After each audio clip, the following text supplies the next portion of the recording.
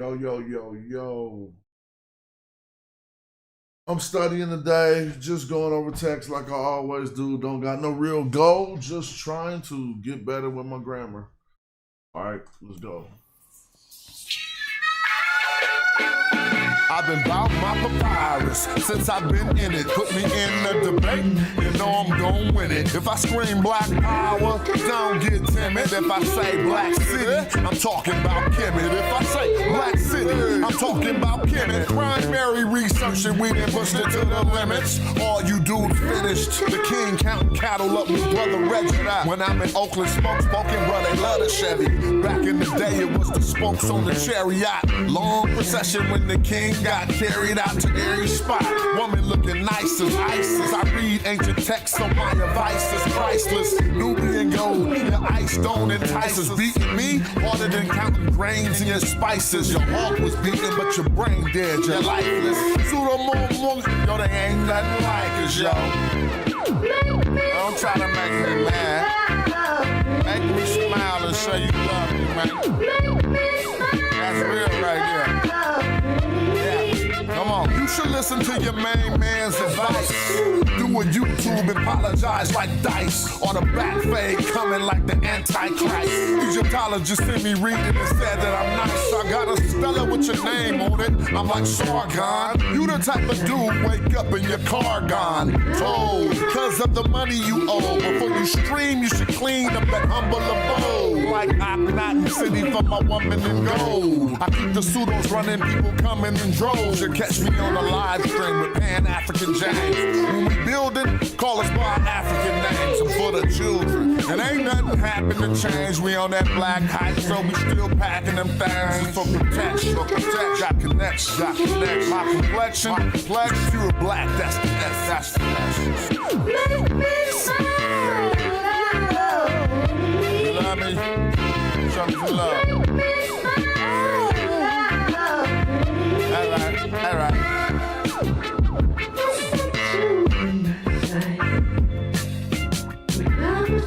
Shout out to Cash Martin for that track. I'm gonna go on and bump another tune. A slow, relaxed tune. Kick back tune. Harkoof. Then I'm gonna get right into it. Thank y'all for tapping in. If you are in the building, make sure you like the video and put up a comment. All right? And you can subscribe too if you ain't subscribed. Morodic script in my cartouche. Roll through with them arches. Hardcore. That's in my Shinu. I'm Bennu giving y'all truth. Iron core from meteorite should be chartreuse. Turbocharged the chariot and almost left Ferrari. The queen like almost Nefertari. Immortalize an image, put a figure in a figurine. Him at Netherland, whoop her. Them leopard skin kilts, yeah, the clan wear them. And I turn your knee suit to a fan bearer. Have my servants build a new stadium where I'ma slaughter you, surround your tumor line with boot crane. Remove the organs, we preserve the dead. Mummify them, then carve them a reserve head. And all your internet mans who lied with you, died with you, sacrificed their life, afterlife with you. Now I'm all in your spot, and I'm calling the shots, while your soul get devoured in the hall of my eye. Ain't a night ballin' or not, care if you ballin' or not. I'm still gonna tell you guys, go to Kemet like El Shaddai. You ain't no king, You're like Cambyses the Persian who couldn't draw the Nubian bowstring. Melt the jewels in your crown into a gold ring. Refashion them after smashing the whole thing. You're like Pepe II. Too old, king. If you think it ain't black, then let me just check up my notice syntax. Every morphine and phoneme. The scholarship top line dog and the flow mean. And my debater make the fraud quit the internet. Sometimes I wonder if I saw to fix this window yet. That's what you call repair, re-end. They heard the king of Nijal was a scary man. And he is though. I'm telling you, you better contain him, man. He's busting arrows at all these Mediterraneans, killing them. now we ain't getting no views. Yeah, them flip-flops look like Tutankhamun shoes. And y'all just wiki, thinking I'm enthused. They turned Egyptian temples to churches and still say I'm enthused. It's crazy. They just wiki, cause they lazy. So they can call me pseudo, it don't faze me. The page monetized, so crushing you clowns pays. You dig? Yo, what up? Put up a comment. Put up a comment if you in the building. Let's have a study session workshop for the children.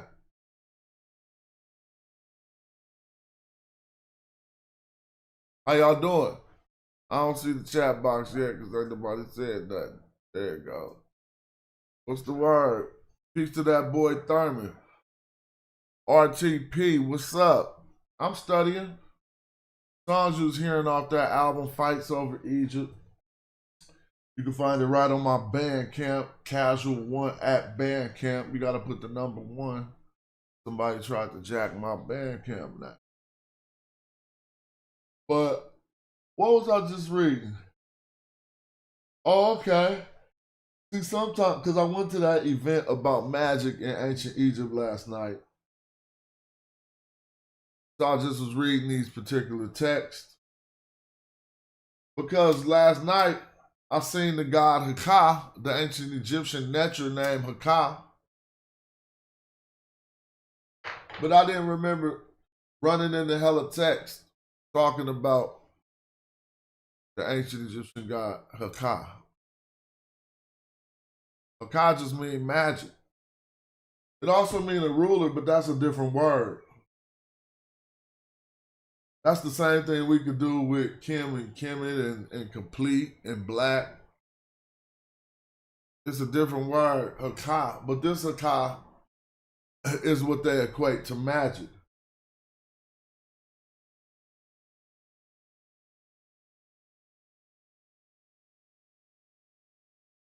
Shout out to the people rolling in the building. So last night, I got to go see Professor Rita Lucarelli at Professors and Pints, you know, and it was her presentation on, actually I'm gonna play some of her online presentation on it, just to get my chill on. And one thing I didn't really, it was a wonderful presentation, but it seemed like some of the people were in the crowd was confused. Pointers, and I couldn't help but Hold up.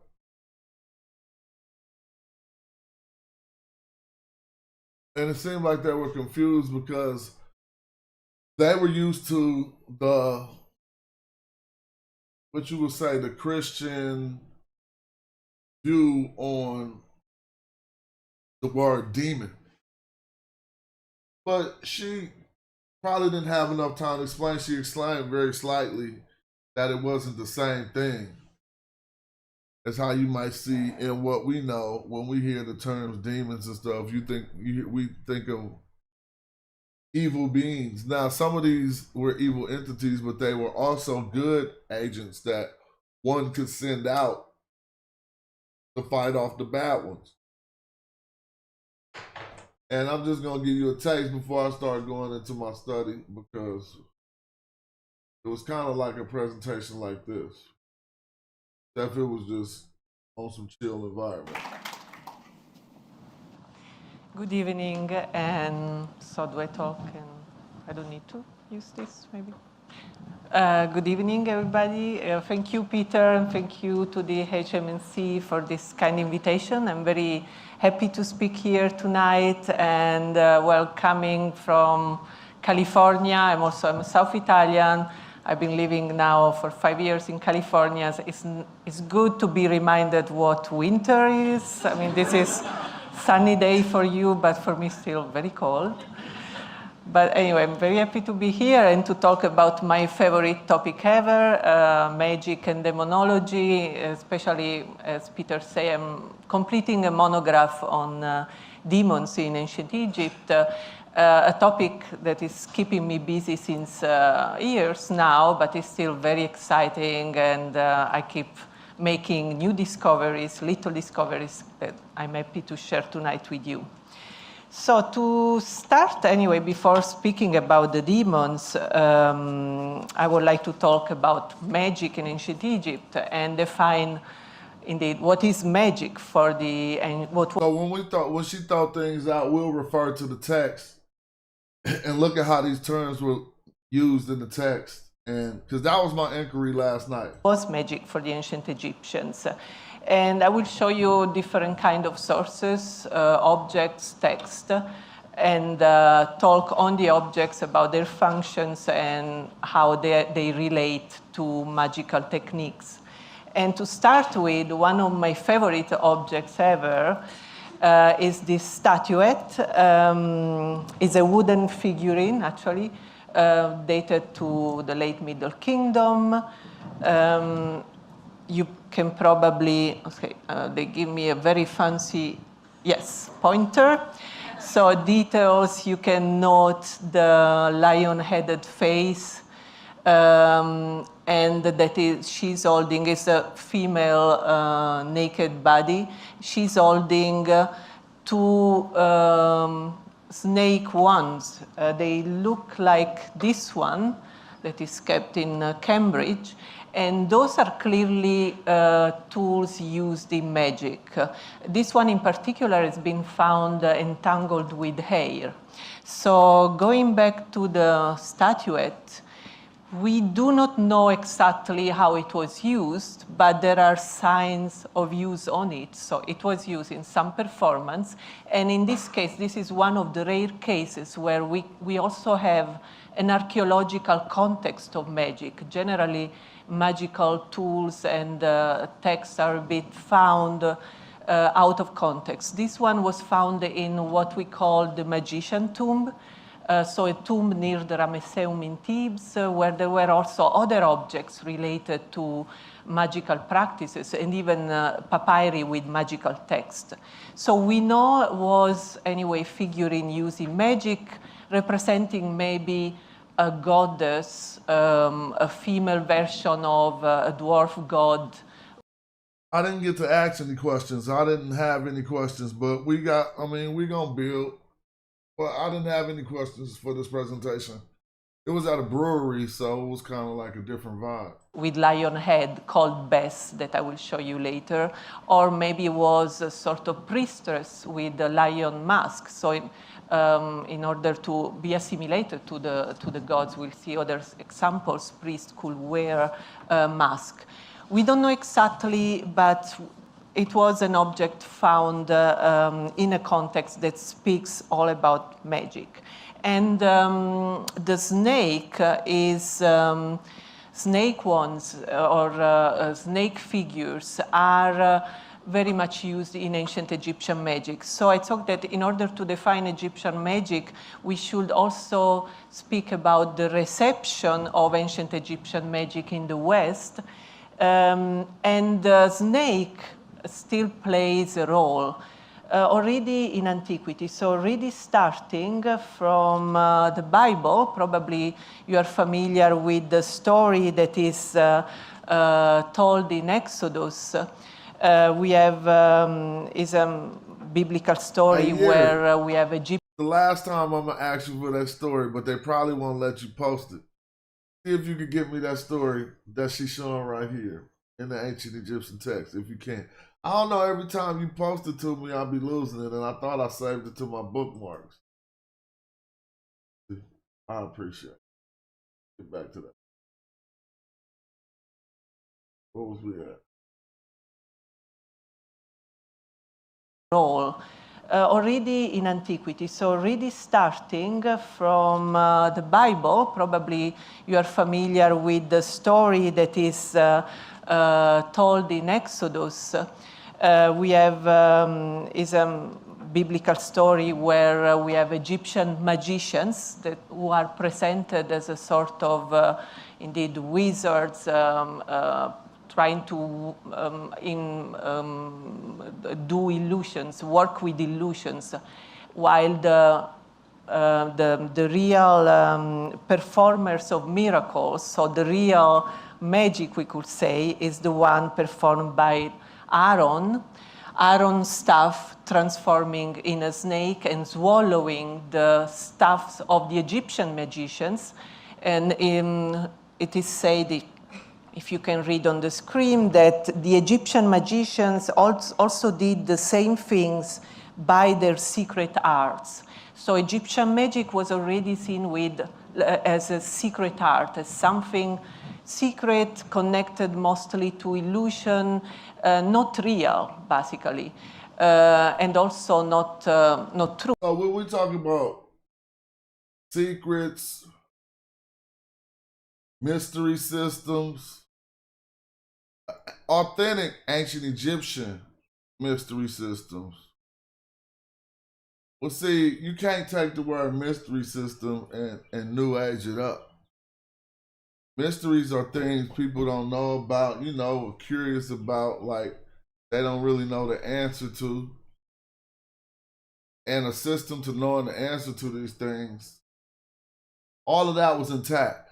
Thank you, Yuri. But we're gonna let her show this part, and then we're gonna go over a text to surprise y'all with something. Proof. That's why, in the end, we can say that God's snake won, basically, on the Egyptian snakes. This conception of magic as something related to illusion, to a trickster gods or professionists is not the real one that we had in ancient Egypt. In ancient Egypt, magic was a god, or better, we call magic a god who in ancient Egyptian is called Heka, and is represented in this image from Ramessid tomb of Ramses I, as indeed an anthropomorphic male figure. He plays an important role, is standing in the solar boat with the sun god, and the scenes representing the sun god in the boat during. I don't know why that link didn't work, Yuri. Maybe put it in the back chat. Because I clicked it and it go to this. It says server error, the data server process failed. I'm going to look back there. A journey in the netherworld are very common in ancient Egypt, are very important. They symbolized the way the cyclical becoming of night and day, of rebirth and death and rebirth continue to happen, so day by day. So basically the whole creation is represented in the scene of the sun in the boat, and Heka being part of the boat of the solar god means that Heka plays a role in creation. So we translate Heka as magic, but there is a problem of translation of an indigenous Egyptian term translated in a word that in English has a different perception. All right, so let's talk magic, about that. The English. How many of us who know the ancient Egyptian term Heka really think translating it back as magic is accurate? Like just straight magic. I mean, if anybody has a better term that lines up with Heka, then we can trip off of it, but let me see real quick. I just had Heka up in the CLA, and we're gonna look at some of the usages. All right. So here we go to. Now notice this is 64 attestations with the term Heka, and I need y'all to look at the glyphs. All right, look at the glyphs. We got the twisted flax giving us the H sound. And we got the Ka. These arms that represent the spirit are Ka, which is the spirit. So I can't break down this word because I don't all the way know what who the H represents in Heka. But we can see the Ka arms right there that represents spirit. Peace Volta. Yeah, I'll be like that too. Maybe it's not Egyptian, but I always think sometimes we need to go deeper into Africa and look at some of the other related languages and see what we can pull out. I almost got a sneeze, man. I'm about to play this real quick and come back and talk. Magic comes from Greek mageia, but the Greek word used from the 5th century BC had a negative meaning. So mageia was a practice against the gods. This is not the case for Egyptian magic. Egyptian magic is integral part of religion, and Heka is personified as a god. So magic is a god.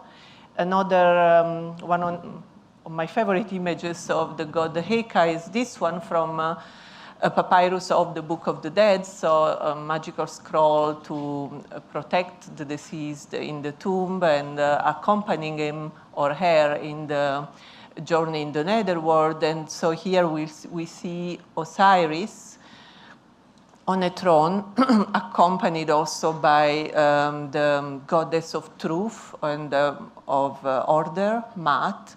And after Maat, you recognize again this male human figure holding snake staff. So again, the snake wand is a symbol of magic, and is a scene of the deceased arriving in the netherworld, entering the so-called Hall of Truth. So magic is definitely seen as something positive, and there is also another interesting goddess. It's a sort of minor goddess, not always mentioned in textbooks on the ancient Egyptian pantheon, but Weret Hekau, literally to be translated as great of magic, was an important goddess. So that's another one. Weret Hekau, great of magic, huh? So let's look at some of the way these terms. I was looking at the term for the Netcher, Heka, right? And it wasn't that interesting so far. It didn't reveal too much. So I'm going to go, and we can look at that later, but look right here. It says Heka, to conjure, to enchant, or to bewitch. So that's the Heka we talk about. And then we're going to look down at these individuals.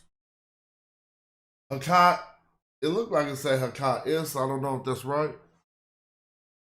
The wizards are the bewitchers. There are also other individuals we want to look at. Here is Hekayit, sorcerers are magicians. Hekau, magic, and this is the most used one. Hekau, magic power, magic power. Let's go right in on that real quick. Because we trying to see if the way they use it in the ancient Egyptian text line right up with magic. Right? And I mean, we could just start from the Neferu. You feel me? But I see a Neferu. I don't know why Aber would be here. You know, Neferu Ma'au, Hetep-u. I don't like doing that no more. It don't really tell you nothing. And it's not really telling me nothing. Seeing that this is starting with a Neferu, I'm thinking that this is a different type of a construct. This isn't a verbal construct. It must be adjectival. Neferu is beauty, but they probably gonna change this to wonders or something. Right? Because they're gonna try to nominalize that adjective. I mean, they're gonna try to make that adjective a noun. So I'm just gonna go down and see. What it start with?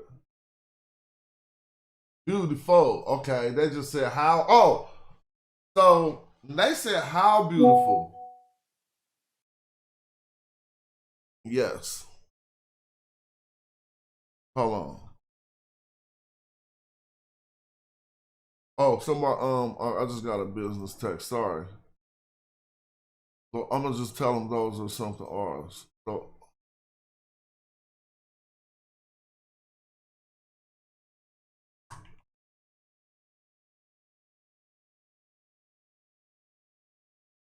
all right, cool. So I'm not about to try to read that because as we see, there's something weird going on. Like, why is this ages right here by itself? Feel me? It's just a particle. But it says, how beautiful to see. What we trying to look about is the Hakah down here, right? And we can see the way it's written, Haka'u, with 3 Ka symbols to represent that they represent spirit in the word. Ka, I wonder if we'll find out they also still represent spirit in the word Hakah.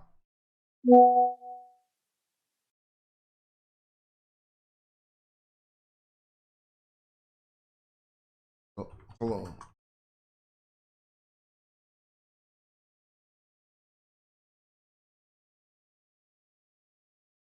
All right, let me see. All right, so it just says how beautiful it is to see, how satisfying it is to behold. They say the gods, how this God ascends to the heavens, how Unas ascends to the heavens with his Ba power upon him. So let's go look at that. This Ba power, probably his Ba. I don't know why they call it power, but this is like his soul, I guess. If you want to click Ba, what is it going to say? Ba power. They're not even saying soul. They're saying might, glory, and Ba power. Y'all can talk to other people about that. Ba, so that's your Ba power. I guess it's just still go in on Ba so people can understand that. Let's go back and show. Because I guess 3 of them means your Ba power, as one of them is just, it's going to say something like, it shouldn't say spirit. So they're getting that from the, all right, the Ba, the soul, to endow with the Ba, which is the soul. So now we see, and I'm not really into Kemetic mythology. Y'all can teach me more, but I'm just into the grammar a lot, and I learn a lot from doing this. And I see the association with the soul and to be powerful by way of the Ba. The Ba soul power as part of the personality. All right. And so if they're talking about his soul power upon him, his terror beside him, his magical powers before him, and this is when we come down here. His Hakah or Hakah F. Now this is a different word.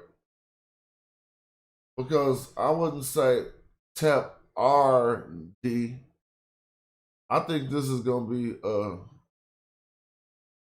is it gonna be TPRD? Let's go look. Yep, TPRD. So Tep ready. So I think Redu is the feet and Tep is the head. I gotta figure out how that's working. Oh, it said at his feet. Yeah, it literally do say at his feet. Now I understand that, literally at his feet. Okay, because it got the head and the feet. So we got that. Now, as far as magic was concerned, we did see some association between the Ba power, your spirit power, but we didn't see nothing about what we know. Well, you don't have to give an incantation to do magic. You don't got to say, abracadabra. If you think about Marvel comics and all the things we've imagined about the ways we'd be able to pull off magic, sometimes you could just do mantras and move your hands and stuff. And I'm just saying we have to go into all, I know I just went into sci-fi, but that's something the human mind imagined. And so you can't leave out something the human mind imagined when analyzing this. And we see this is Haka'u here. This is Unes P. Pay. Okay, that's, I guess this should be, yeah, they say P right here. I don't want to see that. I don't see. Unes Pay. And then we got Ka like the bull, pet in the sky. And then we got, but now this word I don't know. Remember the other day we had an NH word and I guessed that it was Naharina? This is NHD. Let me just click it. NHD is to tremble or to be furious. So Unes, and I don't know pi either. What's pi? See, this is, look, it's not even a word. That's why. It's a second noun in S, second term in the bipartal nominative predicate clause. This means a tool that introduced the second noun. Okay, it's not a word. It's introducing the second noun. And this is the second noun. Feel me? So it's like Unes. So then we're just going to say Unes, the bull, right? But in the sky, though, or I'm just going to have to read it. Unes, the bull in the sky. Why is this trembling by his mind? I know this is his heart. Look, Unes, the bull in the sky, fierce in character, living by form. Why did they say fierce in character? Trembling, so this is fierce by his heart. So they say that's his character. His character. Living by keperu, change or form. Belonging to the gods, or of the God, all the gods. Or is it going to say all the gods? Each god, yep. All the gods. Now, I don't know this word. Oh, but I kind of know this word. I got to work it out. So this is another way to say to exist. But it got these two Q's under it.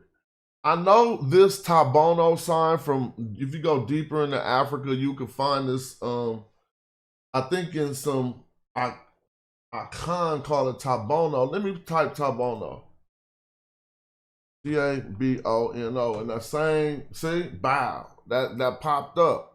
But this Tabono is not from, this is West African, the symbol, right? But the way I remember it is if you see Tabono in the glyphs, it is a cryptic way. Now, this might not be right, what I'm about to show you, but what I'm telling you is 100% correct. But it might not be a case of this in this instance. This is what I'm saying. And so if you see that little Tabono sign, you already know is this, is is a shorter way to write win, with just this rabbit and the N. So if you see, so this could be like win, I don't know why I got two Q's, win QQ. I don't know. Yeah, I told you. I know what I'm doing, bruh. But the QQ is wrong, though. Remember I said win QQ? But see, you see why this popped up? Because it was a cryptic way to write it. It's a secret way to write it. It ain't secret. I just told you. But it's like, you know, people don't know when they see this glyph. But now I see two Q's, and this is cryptic writing right here. Somehow I was supposed to know when I see two Q's, it's an M. So this is like a secret. This whole thing is like a secret. What I mean by like a secret, they wrote it in like pig Latin. I mean, you feel me? Our intent for when we switch up and go to pig Latin, it'd be to say something somebody won't really know right in front of you. Well, if that was a bad analogy, it's called cryptic. And let me see if they define this as cryptic. Well, it ain't gonna be cryptic right here because it switched to the right one. This means to eat. If they would have put that, if they would have put this, I would have known it was to eat. But they wrote it cryptic. So anyway, let's go back. Ankh, we know Ankh is to live. This is the preposition by. But you ain't gonna say live by change or form. So you'll say in, not by. It could be by means of, by way of. So living in forms of the gods, all the gods, And this was, what was it again? If this is when, this is eating or to eat. Now what does he eat? I don't know this word, but we can't even figure it out because it don't got a determinative. Ush. U-S-M-U.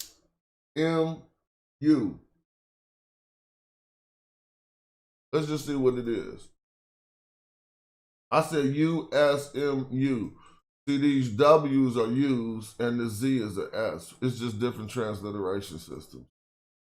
So a part of the human body, some part of the body that I don't know, right? They are saying, is it the intestines or is it the entrails? Okay, so it may be the intestines. So he's not eating the intestines to eating their intestines, right? No, I don't say that. Oh, who have come there with their bellies, okay. Eating their intestines filled, okay. I mean, this is the field right here. See, watch, this is gonna be the field. See, that's what I'm saying. So, okay, I didn't get that far. Eating their intestines, and I don't know what this is. I'll tell you what this is. This is, it looks like it say, U-E-W-I-W.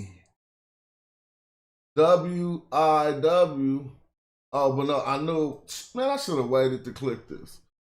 So this is the phenomenon. It looked like it say W-I-W, but it say I-W-I, as you just seen when I clicked it. So you see this dude, the dude who writing this is getting busy with it because he wrote this with two U-chicks, but these U-chicks is really reed leaves. Peep the game when I click it.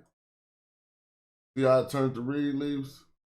Because this word without the U-chick would just be two I's. It'll be E-E. To come. This still means to come, see? To return, to come. Shout out to you, Volta, for the compliment, but it appears remarkable, but it's just a study we done put in. And we've been doing it live on YouTube for hella long. You could go back and look at 15 years ago when I was just totally novice. I couldn't even read nothing but words in a dictionary. Then I would identify them words somewhere and thought I was reading. But I wasn't. I just got able to like read like with people like in English. I started that practice last year, reading in English, like saying, Unes the Unes the bull of the sky. Why do I keep saying that? They do say the bull of the sky, see? Unes the bull of the sky. This is fear of his heart, so they're scared of his character is what they said. They said fearsome character. Because this is fear. So the easier way is one debate I got into, the debate with Asar Imhotep and the debate with Wujahu taught me how to do it. I absorbed the powers of people like a superhero. If you think you can say to me, you don't know the grammar, you need to learn the grammar. That is advice. And I'm humble enough to take it as such. But you just told me that's like we on the hoop court and we partners and we hoop together. And you be like, bruh, stop going left. It'd be too easy to pick you.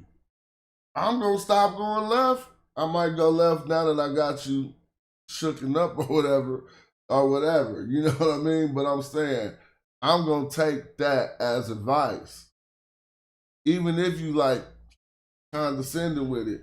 Because that is how you get better at something, right? Like you gotta be like, okay, this is what to get better at. If you ain't got nothing to, you can listen to your opponents tell you. But anyway, where was we at? I was still trying to get down back to the Hakah, right? So they said the belly full is filled. Now this the belly way over here. So this the intestines. Because here go, look, if I click this, it's gonna say belly. It ain't gonna say belly, belly. Right? And so this belly is really the entrails like they said. So we gotta say the inner parts of the belly are filled. Feel me? We can't, cause it's like eating intestine. Now every time I click this, I was saying they are there. See, so eating their intestines fill the belly, basically. But that don't really make too much sense because you're saying it twice. So what are they saying? They're not eating intestines. I keep skipping the word. To go fill the belly. All right, to go fill the, they're gonna fill the belly. To go fill, to come fill the belly. To come, to return with the belly filled. Anyway, their bellies filled by or in a ka. Now, see, that's why we got a trip. Because their bellies is filled in a ka'u, which is supposed to be the magic.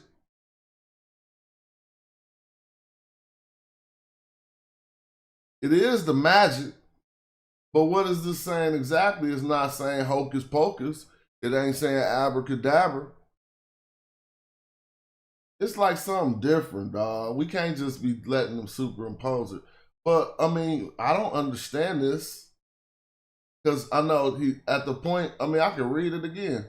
Unes, the bull in the sky, fear in his character, or fierce in his character, living in form, or the living in the form of the deity or the nature, all natures, eating intestines, eating their, oh, I'm tripping. This is from a cannibal hymn? Oh, this is going to be from a part that they call a cannibal hymn. I remember this, but he's not eating their entrails, but I mean, this could be from the cannibal hymn part. Now we got her ka, by, and where is this place? And it got a fire at the end with the 049. This ain't an earthly place. I just don't think it's an earthly place because it got the fire brazen before the determinative. If I had to try to say this name before I click it, I'm going to say Tan Sin. Oh, so they say you Nasir Seer. I don't see, oh, wait, let me go back. Yeah, it's an N. I said Tan. I messed up. C, wait. N-S-I-S-I. N-S-I-S-I. I thought I seen the R in there. Yeah, they got an R in here. The R ain't in ours, dog. Look, the R is not in our rendition. See these R's, they're going R. See if you see that in our rendition. Don't see no R. So I never would have known that because this is a word I'm not familiar with. All I see is CC. So land of CC. Let's see what the land of CC is. The island of flames. I knew it wasn't on Earth. This is the Islands of Flames. This is a region in the netherworld. Yeah, I messed that up. Let me see. All right, so let me see. The Island of Flames. So this part, I don't know who have come with their bellies filled with the magical powers on the Islands of Flame. All right, whatever. See, he is, this is the part of the pyramid text that they have labeled the cannibal hymn. Unis is one who eats her magic. Well, we're going to see if it says that. Eats her magic power and devours her Ak powers. Unez, and we got this P again. You remember this means to eat? The word is wanim haka. So he doesn't eat. Now let me explain this to you. I'm the person who figured this out. They're so silly, but they got it figured out too. But I am the person who figured this out. You could probably find it written somewhere now. But particularly about the cannibal hymn, and I attributed it to being a battle rapper. I attributed my ability to figure out the cannibal hymn was nothing but a battle rap because I'm African. You can't really presuppose Greek culture onto African text and come out with the right answer. It's not going to be that easy. And not only am I African, I'm African American. So I learned how to rhyme, and I'm a rapper. Specifically a wordsmith. Like, I like dealing with words like that, right? And understanding not just busting some bars, but analyzing scientifically why some rappers appear better than other rappers. It don't matter if it's rap, it's linguistics, but it's just a layman's standard real life approach to it. And so I was able to see that.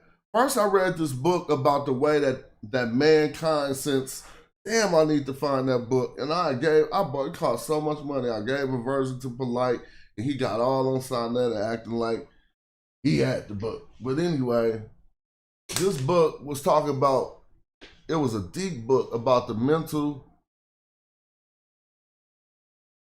I keep saying schemata, and people be acting like that ain't a word. The reason why I said it is because this is how I learned it. Schema. Okay, so that's why I was going too far. I was saying schemata, see? But hold on. No. It is schemata, dog. Schemata examples include a child's evolving understanding of animals, dogs, cows, and horses. A restaurant visit where you know the sequence of ordering, eating, and paying. And a person's mental model of weddings involving a ceremony, cake. Thank you. I knew I wasn't wrong. I was telling them, since mankind got on our mental schemata of making metaphors. And I learned it from reading this book, and I'm going to just try to share a little bit of it. It still remains with us to this day, right? The way that mankind made metaphors since ancient times. Well, the one that I homed in on was when it wasn't like hella weapons, and it wasn't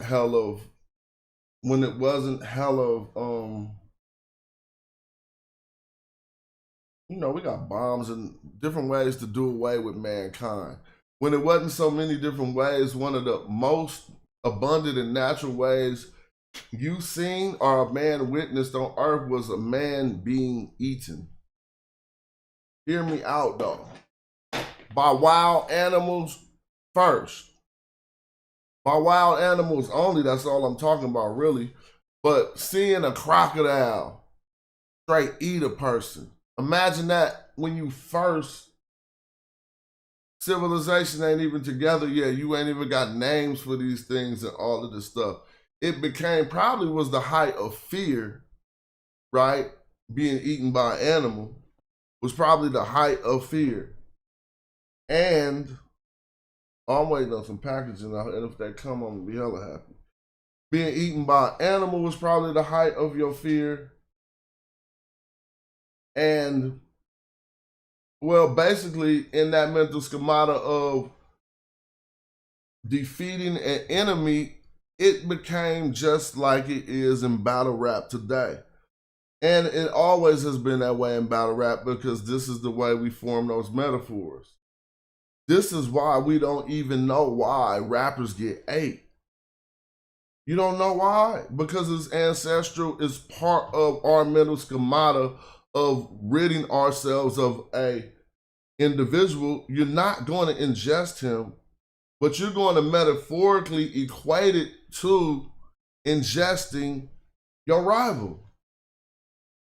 It happens every day in battle rap. They're going to eat these fools. Rappers get ate. I chew them up, spit them out. Come on, man. Stop playing. How are we going there with it?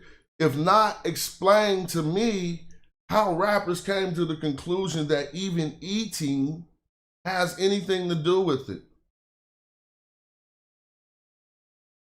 Right? And so when we start to understand this, and then I'm going to go into this pyramid text, it's going to be so easy to see. So basically, in battle rap, you challenge the best, right? Or in rap culture, just the way we learned it, like from LL Cool J, from Run DMC, and everything we learned. Just think about this. You don't challenge weak people, really. They suck MCs. You just diss them. I'm going off all of these things still existed in the ancient Egyptian mental schemata. All right? Now, it's funny I had people laugh at that word before. They should have just Googled it. But, so what happens? They definitely couldn't rap about many ways to conquer the Neteru. Their brains was limited to the things they seen. They probably was just dealing with bows and arrows and spears enough to let that be the reason. You feel me?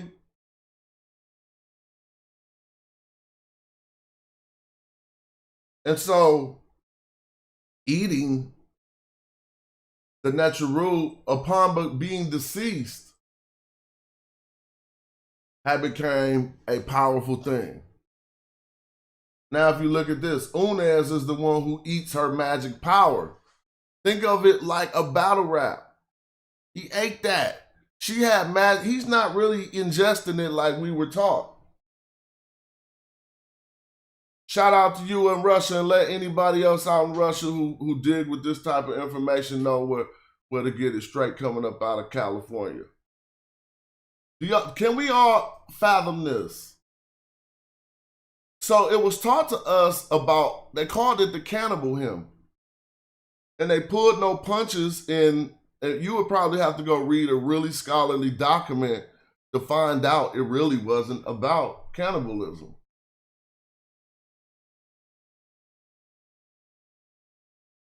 Saying Unez is the one who eats her magic power.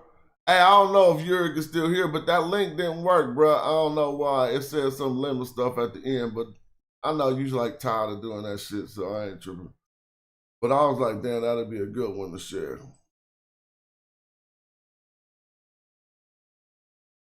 All right, and Vernon says the mental schemata based on the nature of the bull, hence the bull of bulls. Well, we could definitely talk about that mental sequence, and then making a metaphor out of it.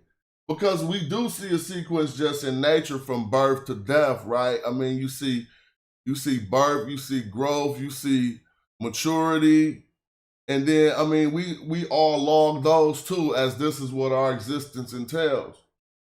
And we call it life.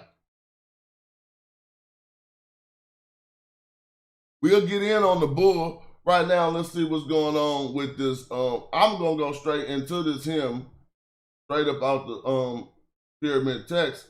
And you'll notice that everything they say he's doing. Now, when I finally realized this, I realized how raw Unez was as an MC. That sound weak to you, huh? Well, then let's listen to these bars, though. And tell me if my analogy falls out of context with what we're reading. I went back to page 1. The sky becomes cloudy, the stars darken. The expansion of the sky wavers, the bones of the earth gods tremble, and the monuments become still, for they have seen Unis. Tell me that, first of all, he came out with a bar. Feel me though? But you got, hey, if you don't, it's hard to do it. It's hard to do it because you got to see it the way we see it. So how much of that was just braggadocio? The sky becomes cloudy, the stars darken, the expanse of the sky wavers, the bones of the earth gods tremble, the movements become still, for they have seen Unes, who appeared and become powerful as the gods who live from his fathers and feeds on his mothers. Now we could break that down. Because when we go into the Medu Neter, as I did a long time ago, you can see they just translated it in a way that appears to say what they're saying. But yeah, he feeding on the power of his fathers and his mothers. Now look, the guy who lives from his fathers and feeds on his mothers. Ain't that right? I don't know, Judah, you must have changed your name. I see a lot of names that got this new I-5E stuff and stuff like that behind it. That must not have been your last name. But look, let's read that part. Because here go the fathers, right? His father. So he lives, this is to live by fathers his. He lives by way of his fathers. Now, this word Usheb is what we got for feeds. It's not the normal word we know for eat. Remember, we looked at the word eat. See, this is what I want to see. This right here. I'm pretty sure that goes back to nourish. But they just not giving it. So to feed on something is 17 occurrences. I want to see what type of feeding this is. That's why I like looking. There's only 17 of them. Right? Because I think this is a nourishing type of feed. That's the text we was looking at. Unes feeds on the lungs of the wise. So it's all about to be Unes and Teddy. What do they feed on? They eat the foreleg, they bring the club to the mouth and nourish yourself with the 2 rib pieces in the sky. They're like, huh? That sounds like real eating. Let me see. This is lives off the fathers and feeds on the mothers. So it seems that this use of feeds is very highly used in these same texts. Peppy. Let me see if there's going to be some other ones. Peppy.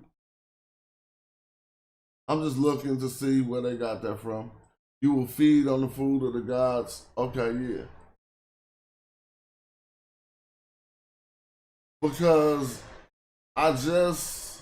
he lives on the mother, on the fathers and feeds on the mothers.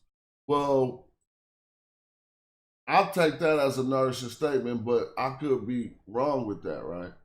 Neef has come to you, Neef, may you eat food and nourishment. Okay. I'm glad they at least said something about some nourishment somewhere. Just in a different text. And this is our Winim again, but I don't think it's like supposed to be so secretive. Maybe these 2 things that they had as heels are just some bread or something. And feed on the who that Neef may receive sacrifice on it. Now, feed on who?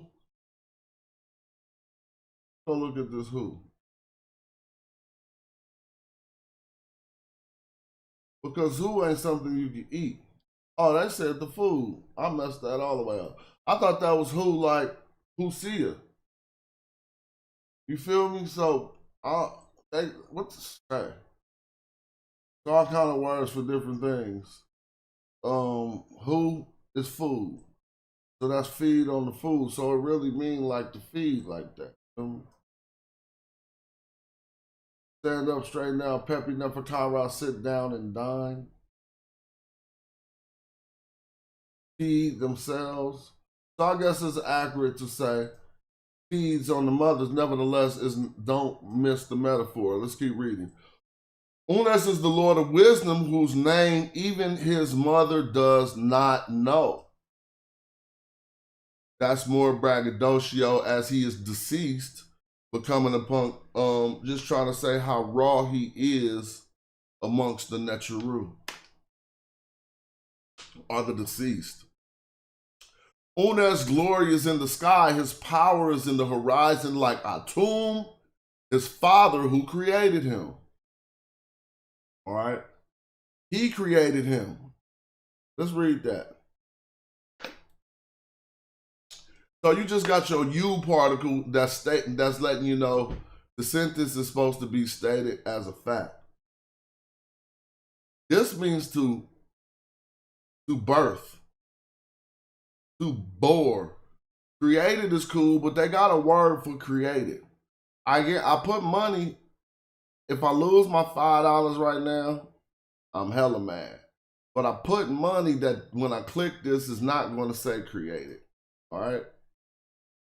This don't say he created him. It more like says he, you know how they be saying he was born unto him? This is what this says.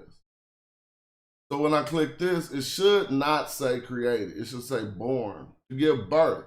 All right, they got created at the end, but mine's at the beginning. To give birth, to fashion, to create. Okay, to create. You created what you gave birth to, fine. But when you really want to say create or fashion or make something like that, they often say eerie, or say IR. This is totally fine. It's a fact that, you're not going to say it's a fact that, but when you see this U particle like this, you know that what follows it is a statement of fact. So birth or created, he, him. So as he created him, he bore him. I would write that on my homework. I wouldn't put created. If I was in an academic class, I would put bore just to be sharp, because they use that language in, and bore unto him. That's kind of like that, but whatever. But he is more powerful than he. So now he's on his battle rap braggadocio, saying he more powerful than his father. This is coming from this term, Usir, we see here. But the first glyph you see says it all. And this is what I argue is the was in Osiris. Let me show you. Some people know that this is the was in Osiris because they see him around this sometimes. This is how I know the Greeks got the name correct. Now, some could say, no, you're wrong, because Seer is an important person. But Usir or Wasir means power or strength, to be strong, to be powerful, right? So that's where they're getting powerful from. But this is just your dependent pronoun. Now watch this come out in, this is going to be said. Let me go open Daniel Selden's book, because people think I'll be making this stuff up. Daniel Selden, you got to see this for yourself. IELSELDON, Egyptian. Grammar. We're going to get that opened up. Here it go right here, hieroglyphic Egyptian. So you can stop thinking I'm making stuff up. When I tell you to take your liberties and translate it in your own African tongue, do that. Everything else going into the King English and it don't fit. Now look at this book I'm opening up. Some 500 pages, right? Written by Daniel Selden, from an Egyptologist from Santa Cruz, right? Now watch what I search in this book. I'm gonna go right here and I'm gonna put AFRICAN, AMERICAN, African American. Now, why is the word, first of all, African American, even in an Egyptological book? Have you ever tripped off that? No, you haven't. And I'm going to show you. Well, it's just a footnote for an up-to-date linguistic account of AAVE. Now look at this. For the footnote, what does it say in this Egyptology book? It says nonverbal sentences, okay? These are nominal. Now read this. I'm going to make it smaller. Nominal sentences are sentences whose subject and predicate are both made up of nominal expression. Colloquial standard English actually makes consistent use of the nominal sentence of this sort conversion for conversational purposes, as does African American vernacular English. So he pointed out that, you know, you can see the colloquial English do it and you can see African American vernacular English. Well, what is that? So remember they was talking about Ebonics and it was a joke, whatever, but then they started to realize, linguists start to step forward and make the case that, nah, this ain't no joke. This is the English language progressing, and it's progressing because they're expressing the language ancestrally in the way that they put together words, the way that they see the world. And so now I'm going to search AAVE in the book and give examples. Well, damn, is it going to be that hard for me to find it? I know how I can find it. I'm going to put the word Marcus, M-A-R-C-U-S. Is that going to be in here? And if I don't find Marcus, I'm going to put something even different. So what he argues is that so I ain't gonna put Marcus, I'm gonna put Daddy. Why am I putting these words? Because the example that he used was something, a crazy sentence that won't. Damn, why I'm not finding any of these. It's cool. What would be the best way to find it? Is if we talk about, it's only saying one find though. Well, in this book, and I want to read it to you verbatim, he discusses how the only vernacular that actually lines up with ancient Egyptian is AAVE, African American Vernacular English, particularly the syntax and how certain sentences are formed, just like he was talking about the nonverbal sentence. But here's his example right here. Okay, look. Nominal. Gladys, a right lady, that one. But he's giving you the old colloquial way that they would form that sentence. Adverbal. There is a series of stripes. There, a series of stripes on the road, like a bow, an arch, very, very far away. That's just an adverbal sentence. All these is that, look, a series of stripes on the road, they ain't even connecting it. But look at his nominal, and I'm gonna make it the biggest you can see it. It says, she, my sister. Now, what grammar is he citing? Because that's not good English. You're supposed to, in English, say, she is my sister. But what he argues in this ancient Egyptian grammar book is that saying she, my sister, it's only proper in African American vernacular English and in Middle Egyptian. Yeah.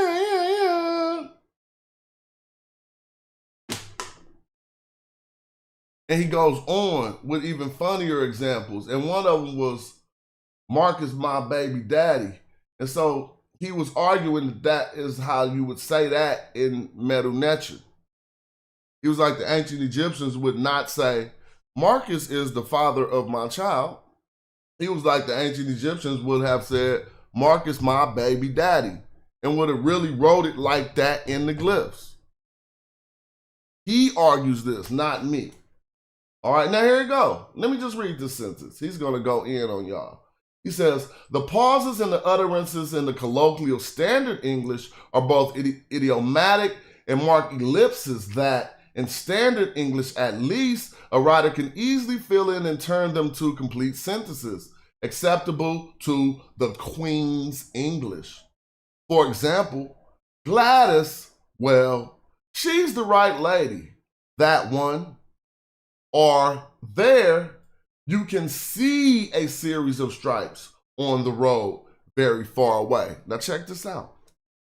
In African American vernacular English and in the Middle Egyptian, by contrast, nonverbal sentences are not colloquialisms, but count among the core sentence pattern of the language. Let me stop right there. This is when I was just searching around and looking around like, I gotta show y'all what he say. Do you see what he said? He's basically qualifying everything we've been saying about rendering our own translations because it fit the text better than the King's English. And I'll repeat, in African American vernacular English and in the Middle Egyptian, by contrast to what? By contrast to the King's English, the Queen's English. In African American vernacular English and in Middle Egyptian, by contrast, nonverbal sentences are not colloquialisms, but count among the core sentence pattern of the language. Excuse me. The absence of a verb or copula is not elliptical. It's not a problem, just the way we talk. He said, in the written Egyptian nonverbal sentences are already whole. He says, in written Egyptian nonverbal sentences are already whole, complete sentences in their own right, like their African American counterparts. Damn, let me make this bigger. Y'all didn't know? We don't read enough books, and we be thinking that the European is still against Black Egypt. It's not. You see it say African, then let me scroll over, American counterparts. Did you know that Egyptologists think that the ancient Egyptian language has an African American counterpart?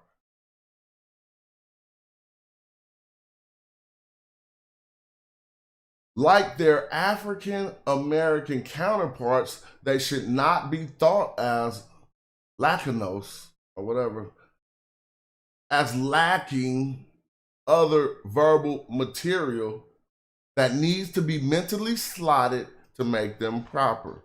Okay? So when the ancient Egyptians say, I be chillin', say, I be chillin'. Don't add no additional verbal material just to match it up with the King's English.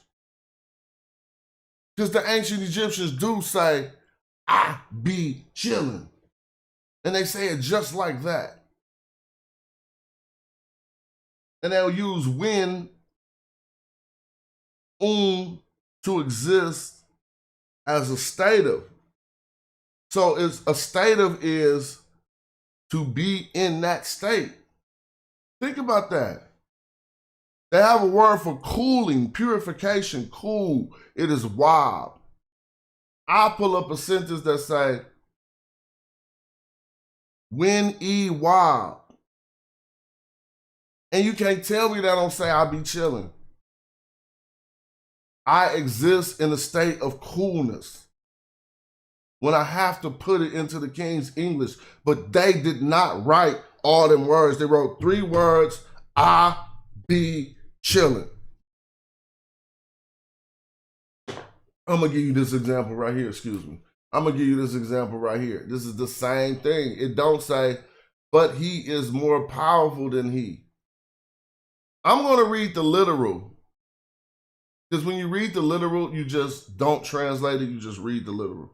The literal says, powerful, he, more, or than him. Powerful he than him. Now that ain't fitting in the African vernacular English. But if you understand that this means more than, this means a lot of things. In this instance, it means more than. This really say he more powerful than him. But it says he is more powerful than he. Okay, but is ain't in there, and that's something they always feel that they gotta inject.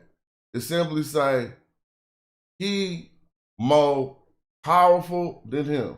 Why am I reading it like that? I'm gonna say powerful, he more than him. Powerful he more than him. Powerful he more than him.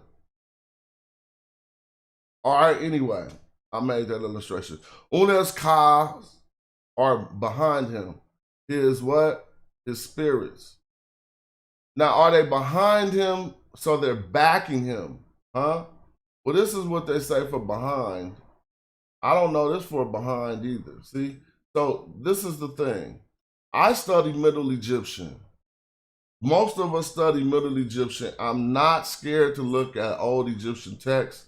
They develop in the Middle Egyptian. I have to be honest in when I see words that I don't know, because I can just learn them on the screen by clicking them instead of just trying to be all read it and smart or extra too smart.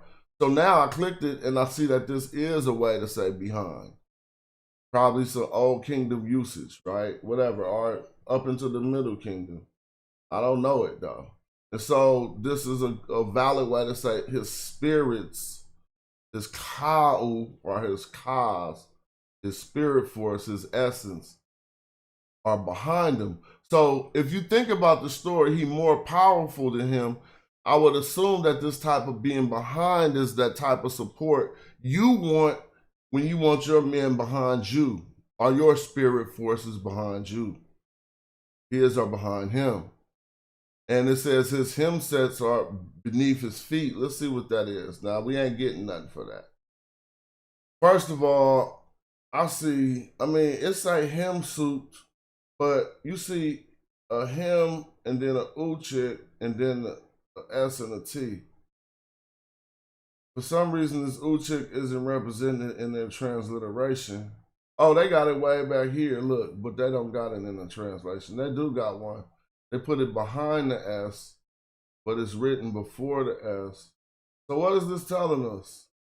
Well, if the S and the T, let me think about something real quick. Because the S and the T would represent the same thing in suffix, right? So they're showing me this S isn't part of the suffix, see? But the uchik, if you look at this chick, which is the W, it is before the S in the glyphs. So that would imply that the root was probably just this hymn. But they telling me the root is HMS. Now, let's talk about it. The root hymn is like a husband. It also could be like a servant, but it's a humble servant. Don't think about slavery. They messed that up.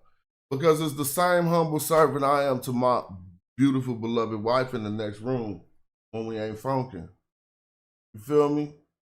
It's that type of servitude, humble servitude that, oh, go make my plate. That type of servitude. Feel me?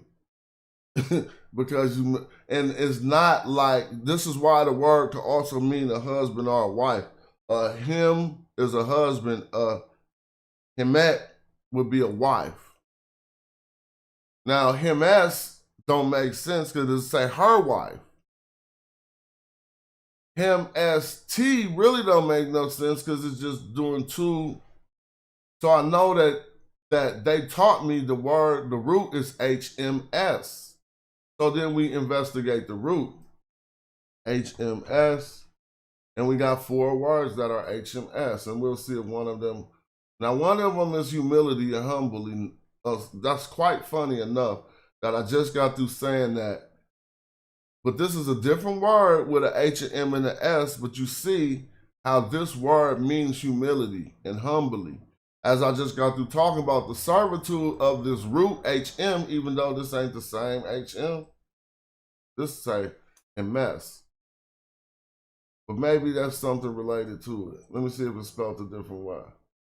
Hemes in humility, a cord or a rope is also a hemes. Now I can put a capital H and change the transliteration system and get more options. See, this is the one we're looking for. Because didn't we just see this glyph? No, that was on the last reading. It's up here. That's up here. So Hemes don't got that in it. Let's just keep proceeding. Well, I got too many pages though. Hold up. Let me close some of these pages. It's getting ridiculous. It's just getting ridiculous. Hold up. All right, now. I thought I pulled up. Well, I'll pull it up again. So I never clicked on the word because I want to try to figure it out. So I could just click on the word and get the answer, but we got to learn how to deduce. That's everything we gonna get gonna come from something prescribed that somebody already said that's what it means. We got to learn how to see if that's what it means. So I see the him in there, but we're gonna find this hemes by itself. So look, this is a hemes. Aha. Aha, that's right. So now I know what's going on. I think it's this word, y'all. Now notice, this is him C, but this is called a fourth week. So you ain't gonna see the I over. What else you don't see? The H and the M is in here. So if it would have had this determinative, I would have remembered. I think this is what we're dealing with. Let me go back and look. Nah, because it say his him suit or beneath his feet. Now they're translating this like this is a thing. All right, I'm just gonna click it. His female counterparts to the spirit. That's what it is. It's not what I said. All right, I'm saying, because I'm about to go find this in the dictionary. Watch.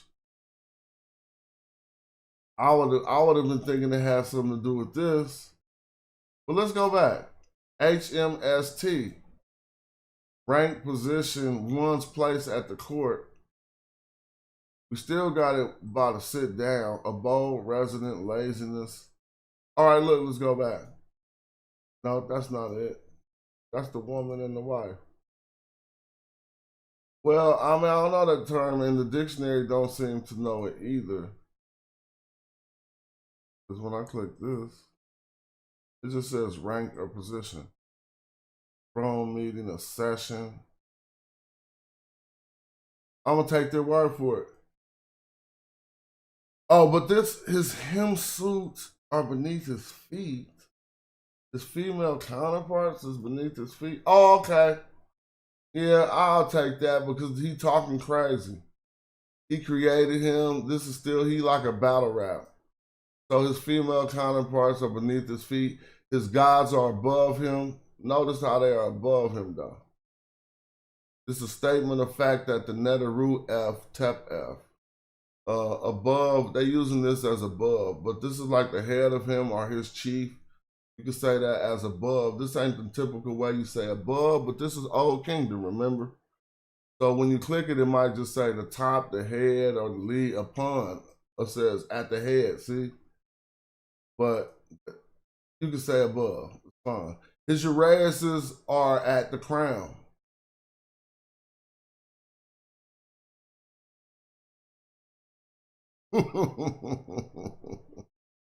His Uraeuses are at the crown. Unas guides a snake on his forehead, she who spies that body. Let me see something.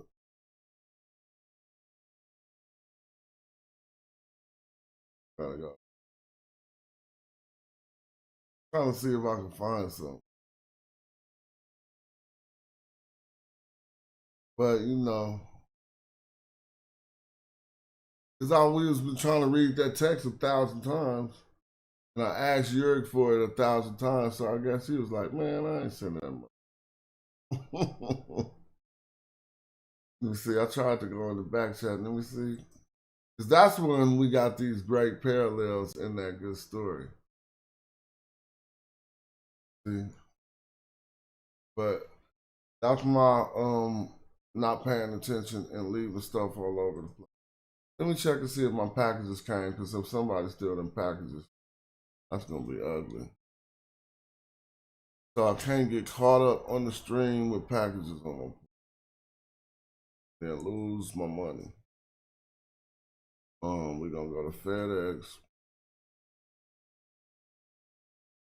Real quick, man. Don't trip. We're gonna keep it moving. But you gotta keep the business popping too. See? Oh, they on the way. All right, now I can look at the delivery map. See, I got good time. I got good timing. I checked it when they was actually on the way. They probably gonna be outside like DoorDash. What happened? I just clicked the delivery map. Hold on, I'm getting too juiced. Then I'm gonna show y'all what the packages is. But they're not showing me the map, but he is on his way. So I ain't even tripping.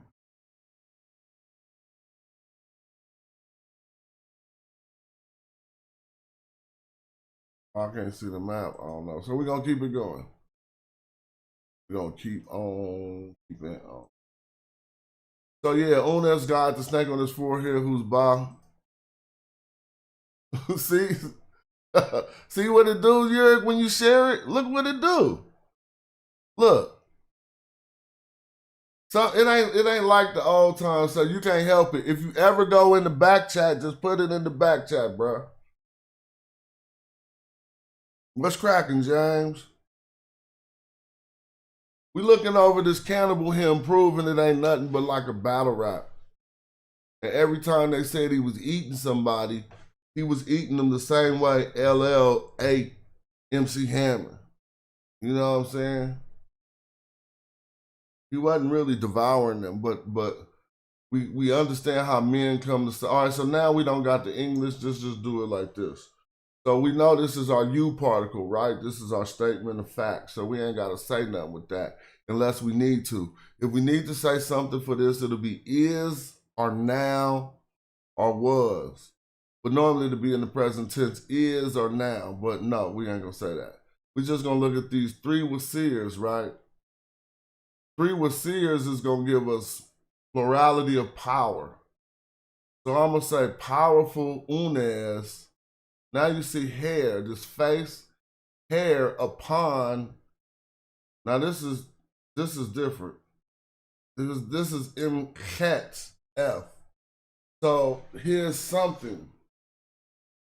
Unes is powerful upon. Now I'm agreeing the English translation. What does it say? Unes powers are working to protect him. So I said powerful Unes upon his what? Powerful Unes is powerful. Okay, if I knew this meant to protect or to ward off, powerful Unes upon his protection, then you would have said Unes powers are on his protection. Yep. And they say Unes powers are working to protect him. All right. But I ain't trying to read the meta. Unes is the bull of the sky. This is what we was reading.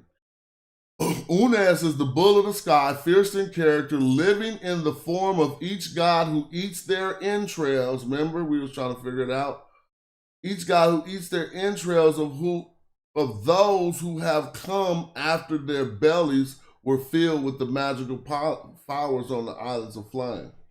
Okay, they had to add stuff in there to get that. They added of those in parentheses. I ain't mad. We read all of that. So now let's go back over here. Not to forget what we're looking at. We're looking at this term haka, which is supposed to be magic. Stuffy nose hard to breathe. It's supposed to be magic, right? And let me see. Magical powers on the island of flames. And we was trying to see, is it like abracadabra?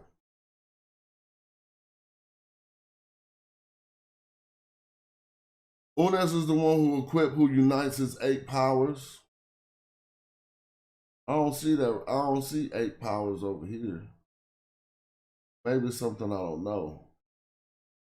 This is just the powers, right? Is this the number 8 spelled out?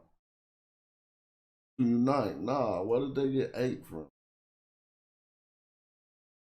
They just be adding stuff, bro. Where do you see 8?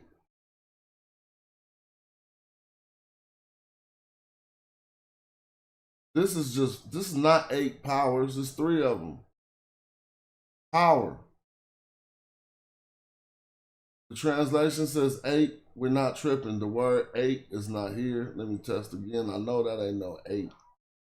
To equip, to unite, and this is your Ba powers, right? Your spirit power. They just put an extra word. Reading the glyphs, we see you, Unes, Ka-im, I'm going to say that, Ka-im, and this looks like it's not a poo, but I think this is a poo. See, it is. I told you. So this is why. They wrote this backwards. It ain't no word. Yup, up. This says up, U-P. It ain't no ancient Egyptian word U-P for up. So what is it? P-U. It's written backwards. Poo. Poo means that is.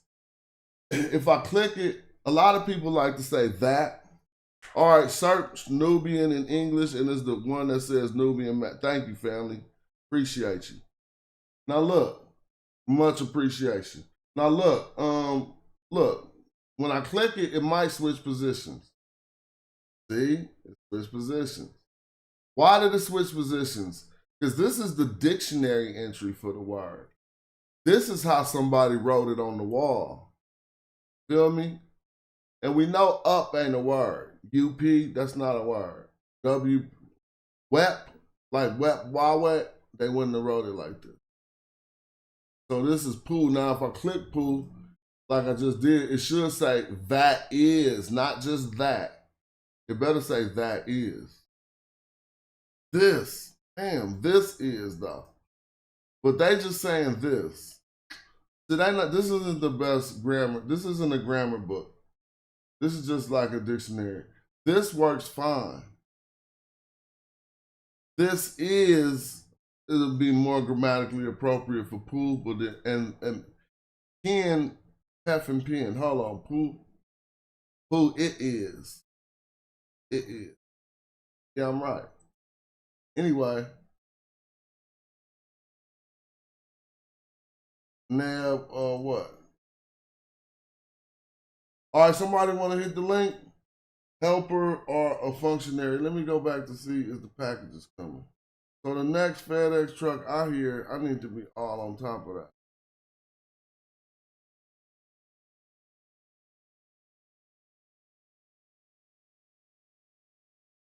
I might go play with a monkey control car in the front yard in order to be out there.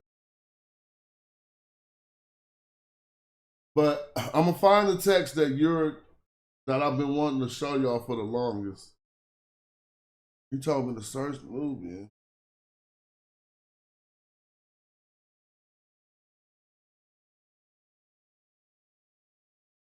I'm gonna do this search real quick.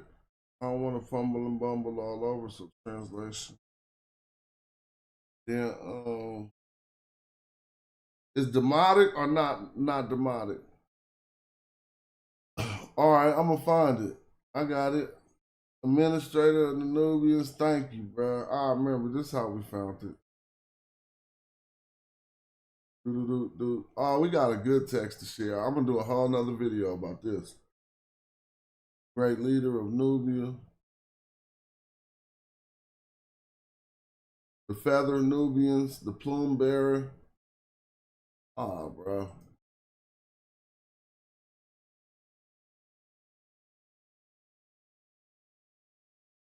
It ain't even there. I'm gonna find it though. Tell me which one to click, bro. Cause look at the screen. Nubian chieftain, commander of the Nubians. Mijah, Nubian people. Middle Nubian.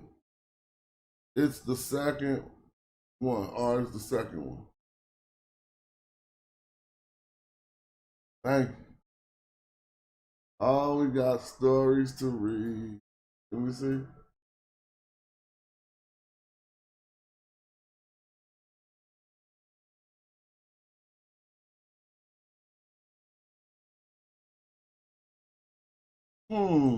I just clicked the second one. See, it's the second one. This the first one. This the second one. All right, bro. Sorry, man. I know. This should be frustrating, huh? I ain't frustrated, though. It's the second one. I clicked the second one. The story hella good, so don't even trip, y'all. Now I'm on page 2, because maybe you didn't think, right?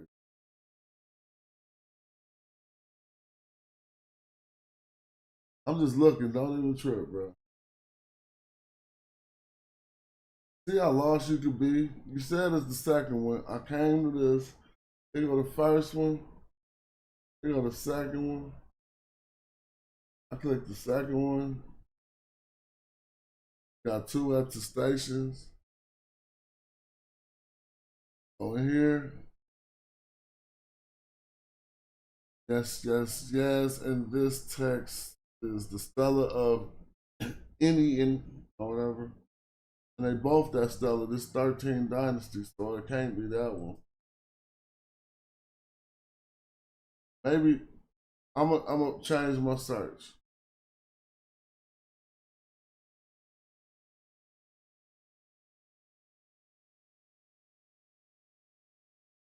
Do.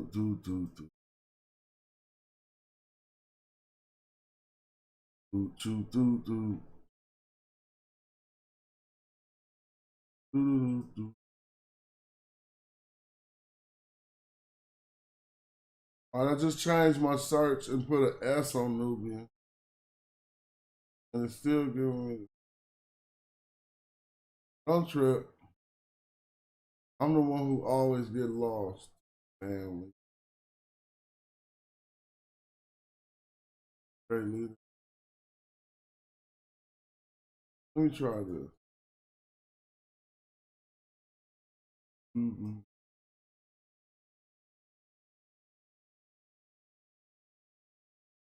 All right, it's cool, bro. Don't even sweat me. I was looking, I clicked everything. It wasn't popping up for me. It's only for you, man. Well, I clicked the second one and don't go there.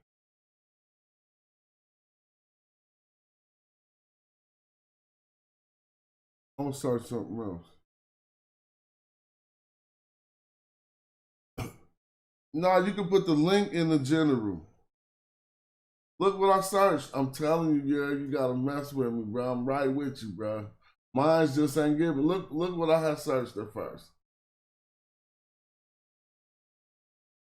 Look what I put in there.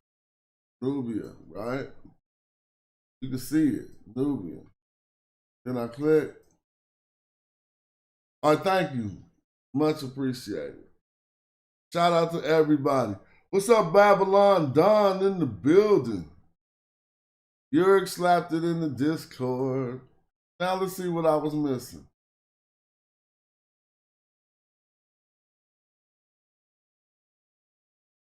That took me 33 years.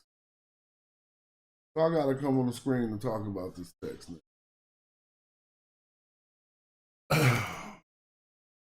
This text is a doozy. It just got me excited to be able to share this with you. Thank the astute. You're put hands on me with the TLA right now. Like, don't think I don't be saying stuff when it's true.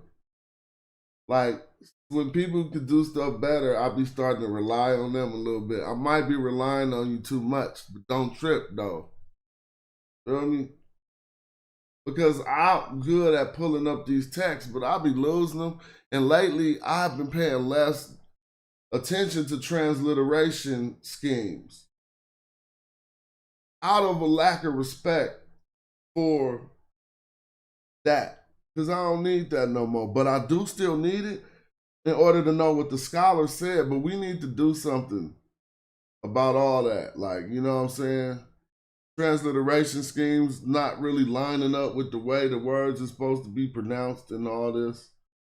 It's time to have a true reconstructive effort towards the glyphs, the same one the Israelis did, the same one before there was a such thing as an Israeli, the same one Jewish people had to make towards bringing back the Hebrew language.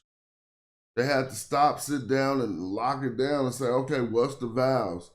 Figure out the system of the Masoretic text or whatever and come up with something, or however that went.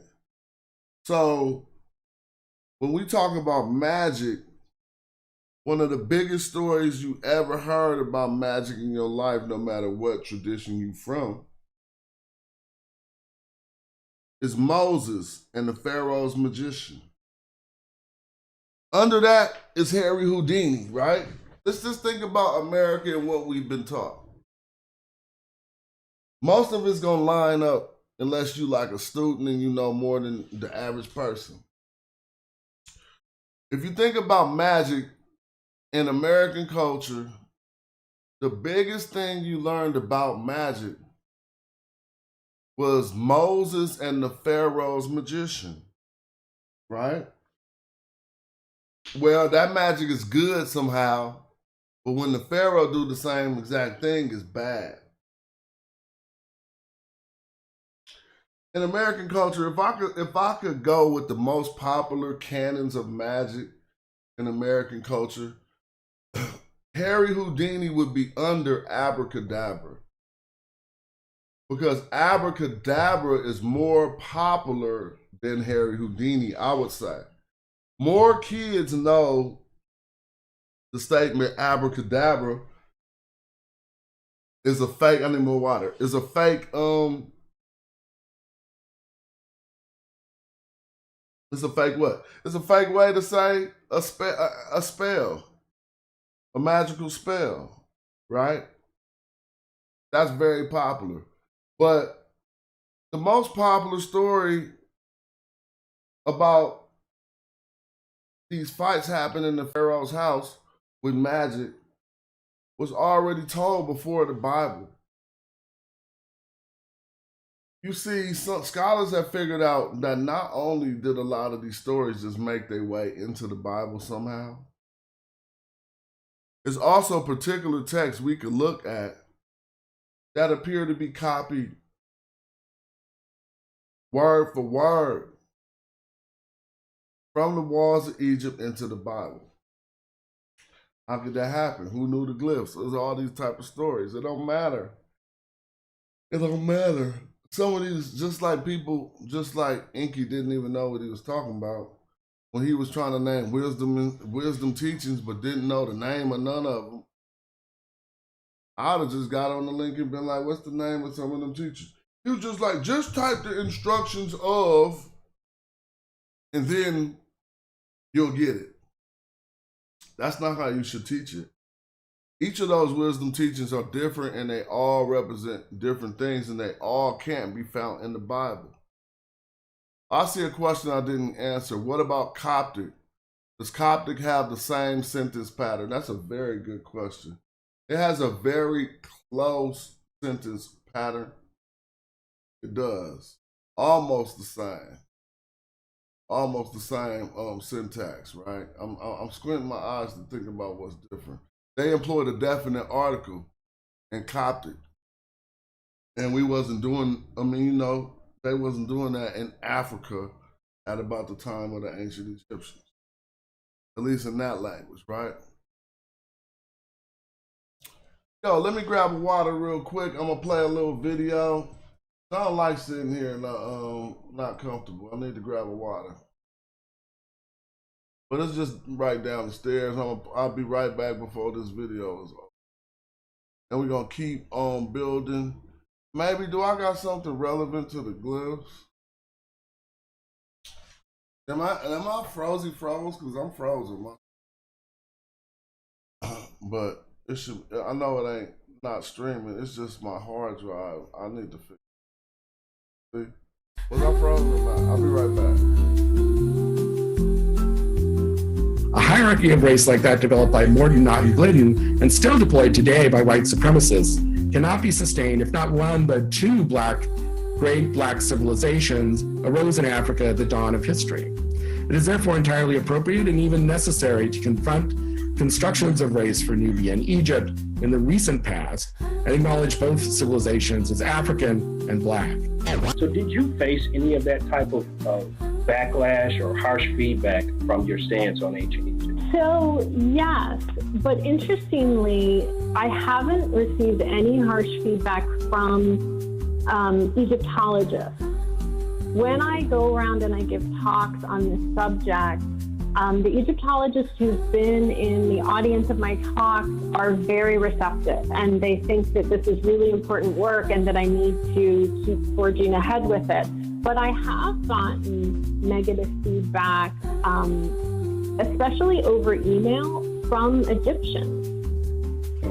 So it's an interesting conundrum where there are some Egyptians who will tell me, I mean, these are people I don't know who are just like finding out how to contact me and send me an email and say, what you're doing is wrong. The ancient Egyptian culture was not a black culture. Modern Egyptians are not black people. What you're doing is dangerous. You need to stop saying this, which of course, I'm not going to stop saying this. And I try to explain what my work is about. And I also try to explain, you see, our perspective in America on what black is different from a lot of the rest of the world. And so I try to explain our American context of that word. But yeah, I've definitely gotten some harsh feedback. First off, the Egyptians, of course, were African, and we have evidence from Herodotus and other sources that Africans tended to be black, that they were a range of colors that would constitute black today, and they were actually, the Greek words that are used for them is black. Now, don't misunderstand me. I am not saying that the ancient Egyptians were not black, as we Americans perceive it. They were. The way we define black, with mixed race one drop rule, the way we define black as a positive thing, the Egyptians were black. So you're suggesting maybe these people migrated north? Yes, or their culture did, and really east to the Nile Valley, east and north. East and north. Yeah, I see. So today in Egypt, the archaeologists often refer to, and I've been there, to connections between ancient Egyptian culture and the Sumerian culture and the Crete culture and the Persian culture. Yet when you visit Egypt, especially around Aswan in the southern part of the Nile, you see mostly black people. Yes, yeah, and we know from the anthropological evidence that the people just predating the dynastic civilization in the Nabta region were black African people. I can sympathize with the impulse to sort of to be very strident, to be very argumentative, to be very certain, to act very certain about the blackness of the ancient Egyptians, because for the longest time, the very longest time, there was this prevailing idea that black is Africa and Africa is less than, right? That no matter what happens, no matter how you cast it, anytime you fall on the wrong side of that dividing line between black and not black, even not between black and white, whatever's coming from that black side is going to be less than. And it took people being willing to challenge that orthodoxy, and sometimes in a very ill-informed way, right? Sometimes, it just took people coming up and going, I feel like this, and so I'm going to say it and make it right. And it turns out they actually were in some ways, right?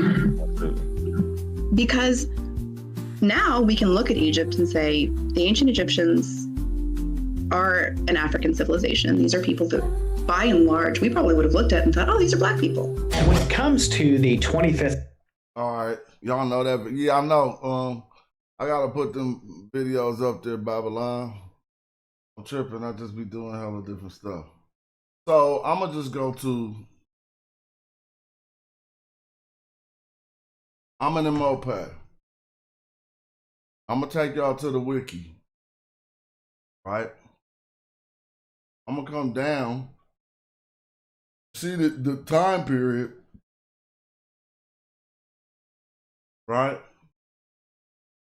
They got a 9-year reign, about 1,000 to 992. So when we be asking certain questions about how certain stuff, this is knowledge that was in the area because these Amenemopay texts were found copied over and over again, even in, hold on.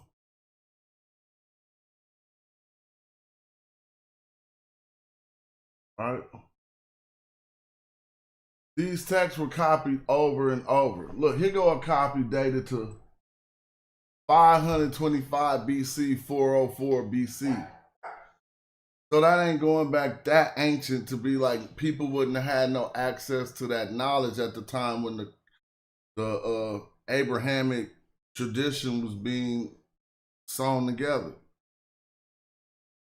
They would have had access to this information. This is a hieratic ostrakhan, which is just a piece of broken off pottery. That's what an ostrakhan ain't nothing but just a shard. Like I said something about pottery shards. Right. Anyway, yeah, that's what just like an ostrakhan is. And here's a piece with the wisdom dating to this time. So they know it was a widely distributed and widely produced text. Now, unlike what Minister Inky was saying today, you can't just go find all of the instructions. You can't just type instructions to, he didn't know how to say Amenemopay and probably didn't want to sacrifice himself. There are other instruction manuals, but you can't find them word for word in the Bible like you can find this one. And it's not me saying this, it's the scholars who first, it was Aldolf Erman. So this is the section we talking about. Remember we talked about this term to mean teachings, but how it always also means a doorway and a portal. Well, this Seba, but this is Sebaite, right? So y'all can see the Seba, you see the star. If it was a determinative for a door back here, that would have been telling us that this was a portal. Remember, this is same word rooted in that. But if you look at Sebaite, you look up and you're going to find out it's ancient Egyptian. They call it Pharaonic literature, wisdom, instruction. Look, teachings and instruction. So that's the actual term, the Sebaite, for these type of wisdom texts. Now, one particular wisdom text is the instructions of Amenemopay, right? And in this text, you can see they all talking about, look, man, I mean, I ain't gonna read all of this, but they could say it's this text can be found in the book of Proverbs and some in Psalms, right? Word for word.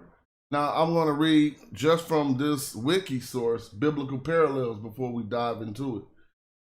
Egyptian influence on Israel and Judah was particularly strong in the reign of Hezekiah during Egypt's third intermediate period.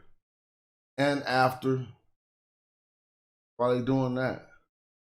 As a result, Hebrew literature is permeated with concepts and figures derived from the didactic treaties of Egypt. Didactic treaties of Egypt, with Amenemopay often cited as the foremost example. I'm going to cite another example for you, one that you can't find on the wiki. You might be able to find it in 5 years after we keep laying this information out, then they jack our information, but that's what we want them to do. I didn't find that text in the dirt. I'm just thinking it might have some parallels to the Bible. So let's see. Even if the first brief publication of excerpts from Amenemopay in 1922, Budge noted its obvious resemblance to the biblical wisdom books. So let's be clear. Proverbs are the books of wisdom on how to lead your life. If the Egyptians were bad people, how do we fight their proverbs? How do we take their instructions on how to lead the life and copy them over into a holy book? It ain't no way that this transmission could have, no scholar thinks it went the other way. Don't no scholar think nobody came moseying into Egypt, showed them these wisdom teachings, and then Egypt wrote it on the wall and put it in hell of papyrus.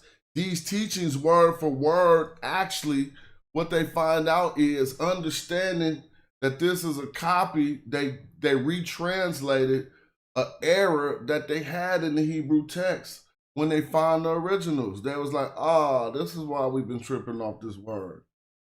Because it really say this word. Excuse me, hold up.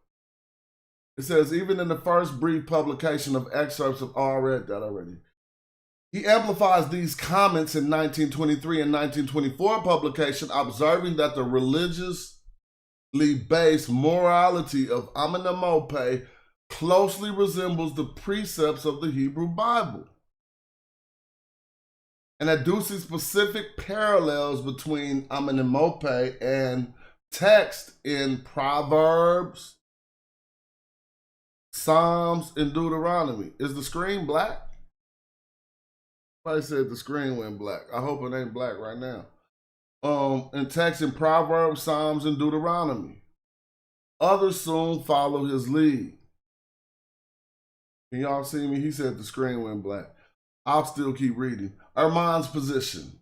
The most notable of these was Adolph Erman. So after E.A. Wallace Budge said, hey, it looked like the Bible got these from this.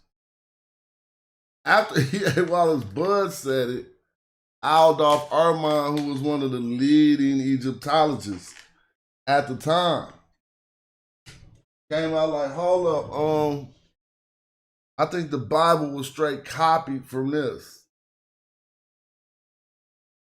Oh yeah, I went black on purpose. It's all good. You can see the comments from the people. Sometimes when I'm reading, I don't want to be on the screen. So the most notable of these was Adolph Erman, the Dean of Egyptologists, who in 1924 published an extensive list of correspondences between the text of Amenemope and the biblical book of Proverbs. Now this is what bust they wig. And the bulk of them concentrated on Proverbs 22:17 and 23:11 through 23:11. So how you gonna find, first of all, some people think the Bible was written by God. Like they don't even say, okay, it was written by a man he gave. They think it was just written by him. Like he sat down. Even if he wrote it, did he have to pick up a pen? Like did he just say, poof, it's written? How did that go down? But anyway, I'm gonna just take you to some of these problems. Now look at this. First, let me read this. It was Erman who used Amenemope to amend the difficult reading in the text of Proverbs 20. Did y'all know that? It was an Egyptologist, y'all, who fixed the Bible. It was Erman who used Amenemope to amend the difficult reading in the text of Proverbs 22:20, where the Hebrew word shilshlom, or shom, 3 days ago, appeared to be a copyist error. Oh my God. A copyist? What is a copyist? A person who's copying something. But he made a mistake while he was copying it. So he made what they call a copyist error. That could be meaningfully translated only with difficulty. Oman pointed out that the substituting the similar word Shiloh Shim 30 not only made good sense in context, but yielded the following close parallels between the two texts. With the now restored 30 sayings, now if you go look at your Bible, it say 30 sayings. But if you would have looked at it before 1922, it would have said 3 days ago. But Adolf Erman said, hold on, I found some ancient Egyptian text that'll help you fix the Bible. Oh, it get worse than that. I hope y'all don't think that's the punchline. Them boys was going lyric for lyric. So put it this way. It's like the same song. If these were lyrics for songs, what you're about to see is the same song written over from the ancient Egyptian walls and put into the Bible. Nobody showed you that? I know a lot of y'all seen that. You see it's right here on Wiki. Now let's go. So in Proverbs 22 into the corresponding actually 30 numbered chapters in, look, I have to slow this down. In Proverbs 22 and 20, corresponding exactly to the 30 numbered chapters in Amenemope. Again, 30 sayings in Proverbs 22 and 30 corresponding exactly to the 30 numbered chapters in Amenemope. Amenemope. Yeah. All right. So now let's look at this. Go get your Bible and see if I'm making this up. Get your Bible, see if I'm making this up.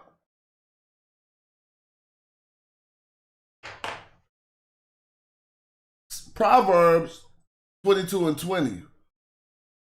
Have I not written for you 30 sayings of counsel and knowledge? Now remember when they had this translated as 3 days ago? Have I not written for you 3 days ago counsel and knowledge? That's what they used to think the Bible said.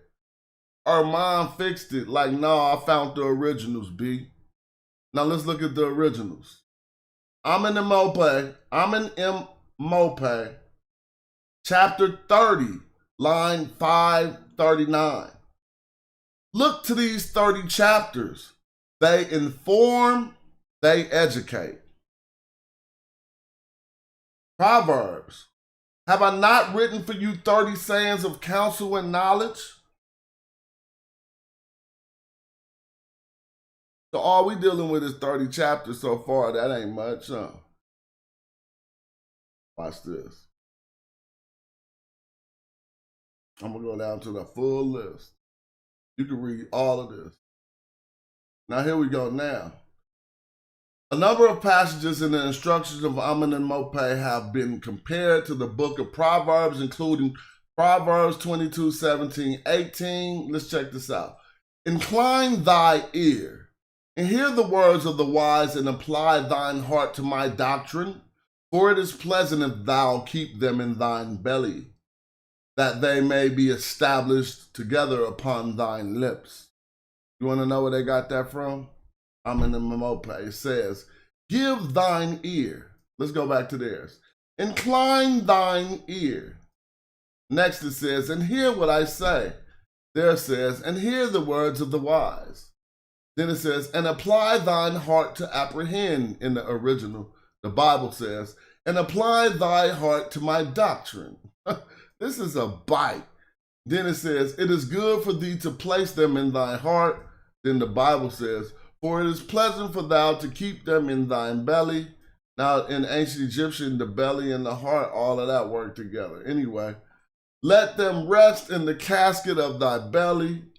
And what does it say? May they be established together upon the lips, that they may act as a peg upon the tongue. Oh, man. They straight. Now, if I know hip hop and biting and battle rap, they took that from that.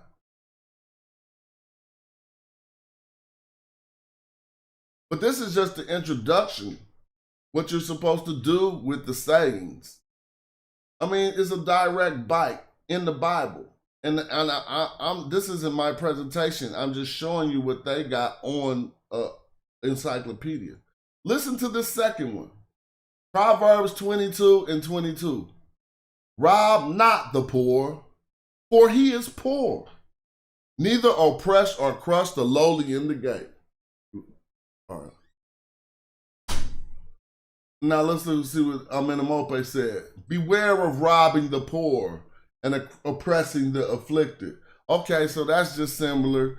They just both instructing against robbing the poor. But in succession, 30 sayings that's about to be the same, you can't even get away from it. Let's go to this. Proverbs 22 and 24 and 5. Do not befriend the man of anger, nor go with a wrathful man, lest thou learn his ways and take a snare for thine soul. Amenemope said, associate not with a passionate man, nor approach him for conversation. Leave not to cleave to such an one. Leave not to cleave to such an one. That terror carry thee not away. It's the same thing. Be not a friend to the man of anger, nor go with a wrathful man. Proverbs 22 and 29. If you seek a man quick in his words before the king. Now this is the funny one. But watch this. If you will see a man quick in his work, before kings he will stand. Before cravens he will not stand. Now watch this. A scribe, this is Amenemope. Check out the difference, but it's the same. But these dudes was illiterate, and you gotta trip off this. What it really says was a scribe who is skillful in his business findeth worthy to be a courtier. What is a courtier? One who stands amongst the king, before kings. But since the Hebrew tradition could not promote literalism, I mean, how do you say that? Literacy, right? They had, because it would have been too hard to be teaching that as a teacher. They just had to tell people, be quick in your work. Work fast, and you'll be before the king. But this was like a scribe who is skillful in his business. What is his business? Writing.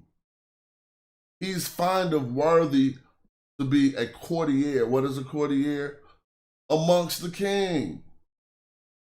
Same thing. But they just had to tell you to work because they didn't, literacy wasn't the biggest thing.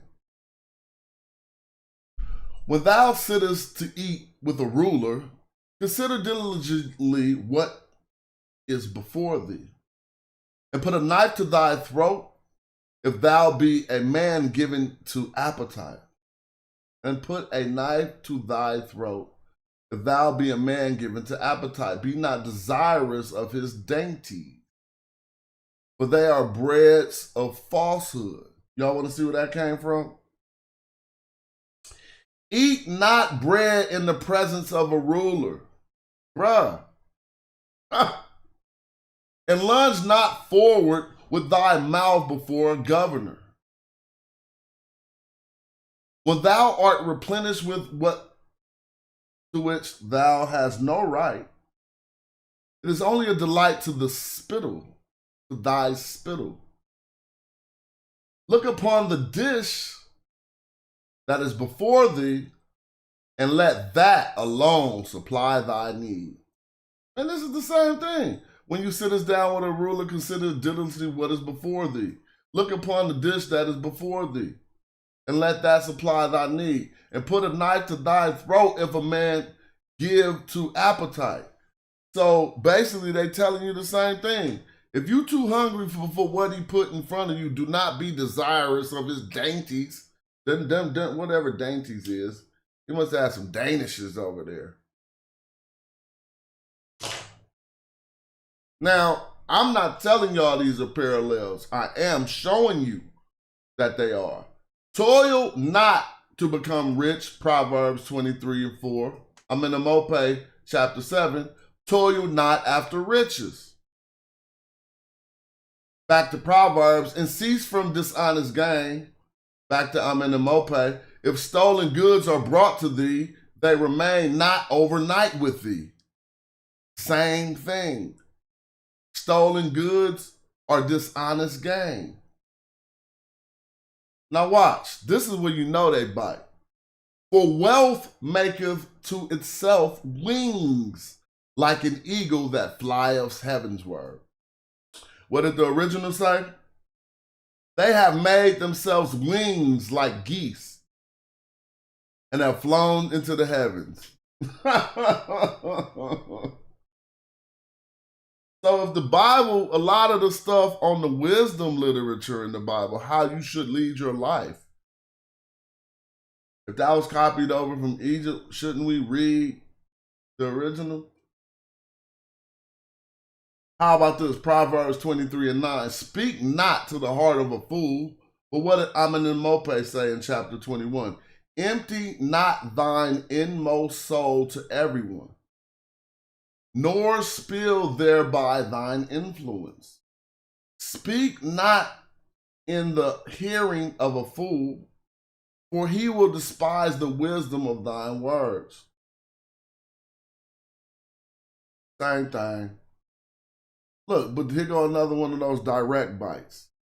Proverbs 23:10 says, remove not the widow's landmark.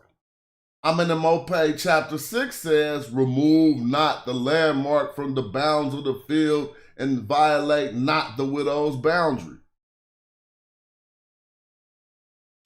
Proverbs 23:10 say, remove not the widow's landmark and enter not into the field of the fatherless. They messed that up. They was trying to say, remove not the landmark from the bounds of the field and violate not the widow's boundary. These parallels are actually on Wikipedia, is the craziest part. They all got footnotes. They tell you exactly where it's coming from. Adolf Ehrman's work and E.A. Wallace Budge. Now the cold part about this, whoever got the Standard Bible version or whatever, they accepted one of Adolf Ehrman's retranslations, and they fixed the part in the Bible with this. So if they are willing to do that, that is an admission that they found the originals. What's up with this widow's landmark though? This lightweight copy and paste, huh? Ancient copy and paste for real though. The best they could, like that is ancient copy and paste the best they could. Let's try this one out. Proverbs 23:12. Apply thy heart unto instructions and thy ears unto the words of knowledge. What did Amen Mope say? Give thine ears, hear the words that are said, give thy heart to interpret them. He said it better. Look, apply thy heart to the instruction. I didn't even know what they was talking about. He said, nah, man, listen with your ears, give thine ear, hear the words that are said, and then give thine heart to interpret them. That's way better than apply thine heart unto instruction and thine ears to the words of knowledge. I don't even know what you're biting. So that's the end of that. Just short biblical parallels, but I'm going to show you some better ones. Ones that we dug up on our own research. And thanks to Yurik, my brother Yurik then pulled that up today. It's over. I'm reading it today. Let me come on the screen. Now, it's not my argument that this is the story of Moses, but it's more stuff I need y'all to know that I just didn't even realize the first time I peeped this story. When looking at Rita Lucarelli's presentation last night, and she pulled up that movie, Moses. When she pulled that movie up, I tripped off something. First, I tripped off the snakes. I don't know. It's a lot. I just don't want to mess it all up. It's about this Moses story. I don't even know. I don't remember what I was gonna say about what I remember from looking at Miss Lucarelli presentation. I seen what you call it on the screen last night, and I started tripping off of. Well, particularly in this story, I argue. I'm not saying this is the story of Moses, but I'm saying the parallels that we find. We're gonna find parallels that lightweight can't be refuted, right? Between this story and the biblical Moses tells story. And so it's only a 2-page story here. It don't seem like it's that long. I don't even know what's going on. Let me make sure this is right. Okay. Oh, this is what I was gonna say. This is what I noticed when looking at reading, and I wanted to make sure I brought it out. It had just flew away for a moment.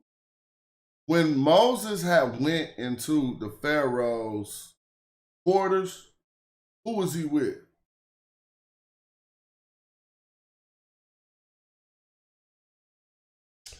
He was supposedly with Aaron. Now, why is that something to me? Because Aaron supposedly was the grandfather of a person named Phineas, Ta-Nehesi. So if you say Phineas in Hebrew, you say Phineas. But if you say it in the ancient Egyptian, you say Pa-Nehesi. If I Google Phineas, you could Google it. It leads back to the Nubian. So the guy standing with Moses, strangely enough, when he's fighting the Pharaoh, was the Nubian's grandfather. Some people don't know this deep, so I have to share the screen on all my shit. Let me show you. Phineas. P-H-I-N-E-H-A-S. Excuse me. Watch this. Phineas, I'm just gonna put definition. D-E-F. Now they say the oracle, the mouth of brass. No. It's from Greek and Egyptian origins. It can also mean the Nubian or the dark-skinned one from possible Egyptian roots. Now you tell me, Moses and them living in Egypt don't got no language before that. What roots would this word would have had? Greek or Egyptian? If it has Egyptian roots, Phineas means the Nubian. Why is that significant? Because the story I'm about to show you. I just wanted to point that out, that I had noticed that. All right, now let's look at the story, and it's about to be good. I'm going to read it with my good orator storytelling. I should play some music. Think I got some music? Hold up. I got to get the vibe. All right, here we go. Let me get the mic right. One day, when the core of Nubia was resting in the mountain thickets of Ammon, he heard the voice of 3 shamans from Nubia in the enemy's house, in which one of them spoke in a loud voice, in which he said, amongst other things, I didn't go into the text. Oh, that's why I was so short. I ain't went into the whole text yet. My bad. Yeah, now it's 20 pages. I knew it was longer than that. Damn, 20 pages? I might do the whole 20 pages. So now we at the begiggity beginning. Notice this Egypt here is Kemi. It says, by providing Egypt with all good things in its time or similar. Because he incurred many expenses and did much work in the great temples of Egypt. Kimmy, right? One day, when the core of Nubia was resting in the mountain thickets of Ammon, he heard the voices of 3 shamans from Nubia. And y'all know I get paid to read, right? That's why I be laughing at dummies who really can't read online. And they be like, he can't read. And I really get paid to read. But anyway, it don't sound all nasal when I do my voices. You notice that? It go right away. Watch this. One day, when the core of Nubia was resting in the mountain thickets of Ammon, he heard the voices of 3 shamans from Nubia in the enemy's house, in which one of them spoke in a loud voice, in which he said, amongst other things, may Ammon find no transgression in me, and may the Quran of Egypt, now you know that's wrong, may the Quran of Egypt, you want me to go look at this the core, right? For Aunt Ujasaneb. It don't say nothing about the Quran. So if you want to say you found the Quran in Kemet, you're lying. This is just a bad translation. It's going back to the core right here. The core is a magician. Look, who is the core? The prince, okay, of the Nubians. But he's going to wind up being a magician. So may the core of Egypt, wait. May Ammon find no transgression in me, and may the core of Egypt not cause me to be punished. Otherwise, I would hurl my magical spells up to Egypt and cause the people of Egypt to spend 3 days and 3 nights not seeing the light. But only the darkness. The other one of them continued speaking. May Ammon find no fault in me, and may the core of Egypt not punish me. Otherwise, I will hurl my spells up into Egypt and arrange for the Pharaoh of Egypt to be taken to the land of Nubia. And I would have them give him 500 lashes right in front of the core. There wasn't the Quran. The core is the ruler. And I would arrange for them to bring him back to Egypt within 6 hours, even before they are complete.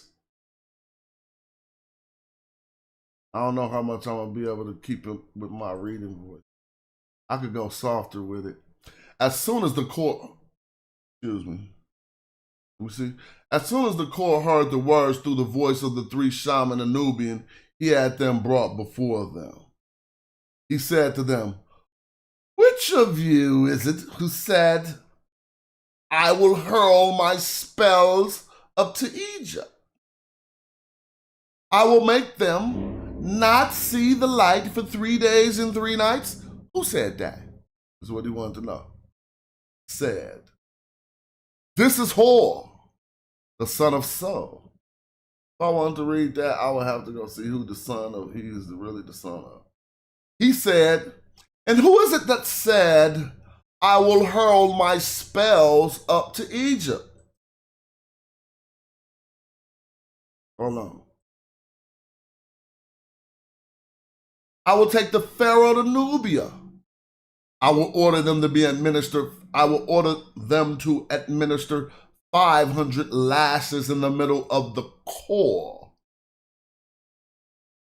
I will have him brought back to Egypt within 6 hours, even before they are complete. They said, it was Hor, the son of the Nubian woman. He, the core, said, but who is the one who said, I will hurl my spells up to Egypt. I will make the farmlands bear for 3 days, said. This is Hor, the son of the princess. So their all name is Horus. I gotta explain this to y'all because you gotta read it like you gotta peep game. They got different mamas. They might be the same mama. One of them say he the son of the princess. One of them say he the son of who? Go back. Or the son of So. Remember? So it's about to be 3 magicians, but they Nubian magicians named Hor. Hey, Ru, Horus. Watch how this story turned into something you're going to think you read in the Bible. Watch this. This is Hor, the son of the princess.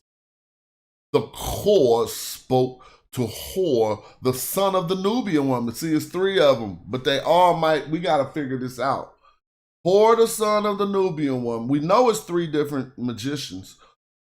Hair, the son of the Nubian woman. We got Hair, the son of the princess. And we got Hair, the other one, bro. Dang, let me go back. So now I guess the Nubian woman must be the princess, but let's keep going. And the Hor spoke to Hor, the son of the Nubian woman. Now notice here it says Neheset, that ta is the. They was using definite articles there. So Neheset is the southerner woman. At this time period, if you want to say Nubian woman, I wouldn't be mad. Perform your magic trick. So he's like, do the magic. Now he does say Hakah here, if y'all can see that. What? This HJQ. That ain't Hakah. Sep in HJQ. Is this still Hakah? This is demotic though, see? But let's see what they talking about. Is this the example of written magic? Yep, that was Hakah. So Sep is an occurrence of magic in Sesh that's written. Yep, by writing or whatever. So notice this. They don't say perform your magic trick. It's talking about written magic. Occurrence of magic in writing. This is Sesh. That ain't Sesh. That ain't Sesh. So I don't know. That ain't writing. Must be the trick, like they said. Let's keep going. Because I don't want to get stuck doing that. I want to read the story. By Amen, the bull of Merowe, my God. Notice Merowe is in Cush. By Amen, the bull of Merowe. Why is Amen the bull of Merowe? Merowe.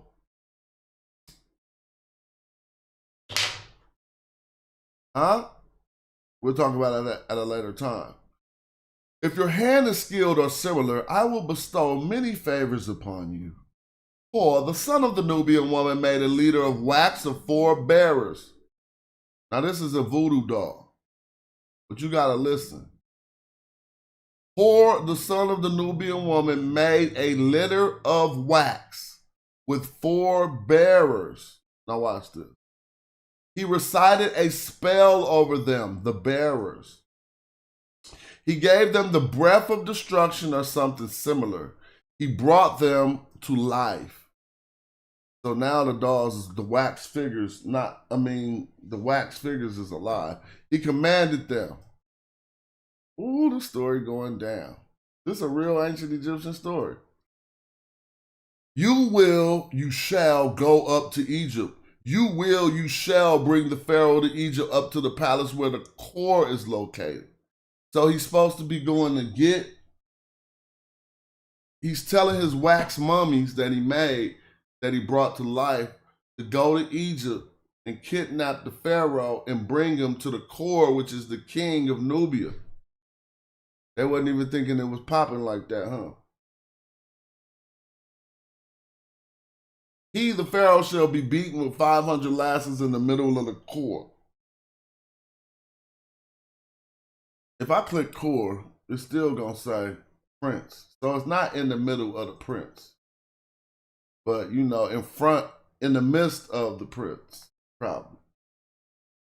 Anyway, you shall bring him back up to Egypt within 6 hours. They, the wax figures, said, yes. We will leave nothing out. The Nubians' magic flew up to Egypt. They took hold. Now let's see what flew. The Haka'u flew. This is still Haka. Oh, look, Haka, but it's got a J there. It's still magic. See, this is the so the Haka. How did the interesting? Because now it's He-Ka or High-Ka. So if it turned to High-Ka and demotic, it's probably High-Ka. Because this J represents the I or Y sound. I'm just saying though. Magic spells is still Haka. The Nubians' magic flew up to Egypt. They took hold during the night. They seized the pharaoh Menkaupra Siamut, excuse me. It's really Siamen. So, let me check my package. Please.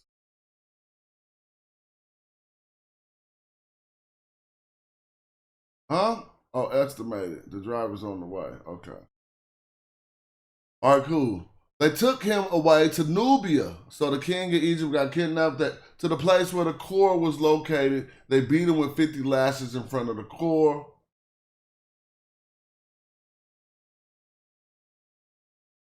They took him back to Egypt within 6 hours before they was finished. Osiri, or whatever, told these stories right in front of the pharaoh and his chieftains. Now listen. So this guy told these stories right in front of the pharaoh and his chieftains when the people of Egypt heard his voice by saying, "The curse of Amen, your God, is hurled against you." The words of the master say, "Are they not those that are written according to the letters that is in your hand?" This part is weird, but if I was going to make like an AI movie out of this is the part I don't understand. The curse of Amen, your God, is hurled against you. So this is the people of, look, this is Sirostre told the stories right in front of the pharaoh and his chieftains when the people of Egypt heard his voice by saying, so this is what he said to the pharaoh then. He said, "The curse of Amen, your God, is hurled against you." Yep. The words I, master, say, are they not those that are written according to the letter that's in your hand? So basically the pharaoh got to be holding a letter of some sort. And he asked him, "Ain't I saying what's on the paper in your hand?" The shaman of Nubia spoke. "Read on. Every word you say is true." Osiri spoke before the pharaoh. God, I'm reading a long story, but I like it, dog. I ain't tripping. Because at the end is when you, not the end, but just you're going to start to see some parallels. After this had happened, they brought the pharaoh Amen back to Egypt, completely broken. So the Nubians put a number on that. He lay down in his bedchamber in the bedchamber of Horus Palace, completely broken. The morning of the next day came. The pharaoh spoke to his officials.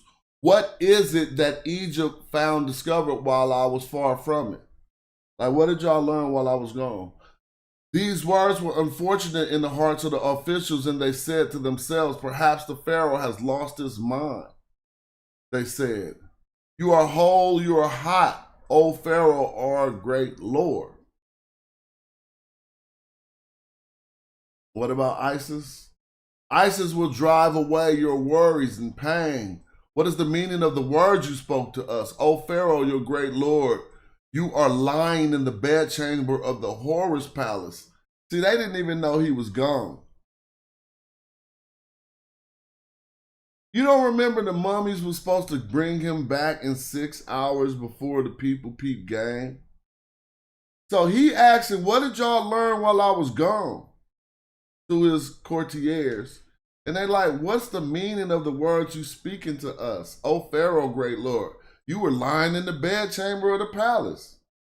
The God protects you." The Pharaoh rose up and he said he let the officers see his back, which was completely smashed by heavy blows. And he said, "By Ptah, the great God, they brought me to Nubia that night. They beat me with 50 lashes in the middle of the core. in the midst of the prince, we should say. Right? Not even the king. They brought me back to Egypt within 6 hours, even before they had finished. See? As soon as they saw the pharaohs completely broken from powerful blows, they opened up their mouths with a loud cry. Menhotep now this is where the shit turns crazy. Remember I told you about Aaron and Phineas and all that? So he gets back to the palace. I gotta come on the screen. Now this one to start lining up with the Bible. This is the part they tried to work out. He get back to the palace after being kidnapped by the Nubian magician. And guess what he do? You just read it. We just read it. He told his boys they didn't even know he was gone. He was like, I ain't been in this chamber. They took me to Nubia and beat my ass. Look at my back. Now watch this sentence. It says, Menchepre, it's probably supposed to be Menkhepera. See, Amen had a magician who was called Hor, son of Pa-Nehesi.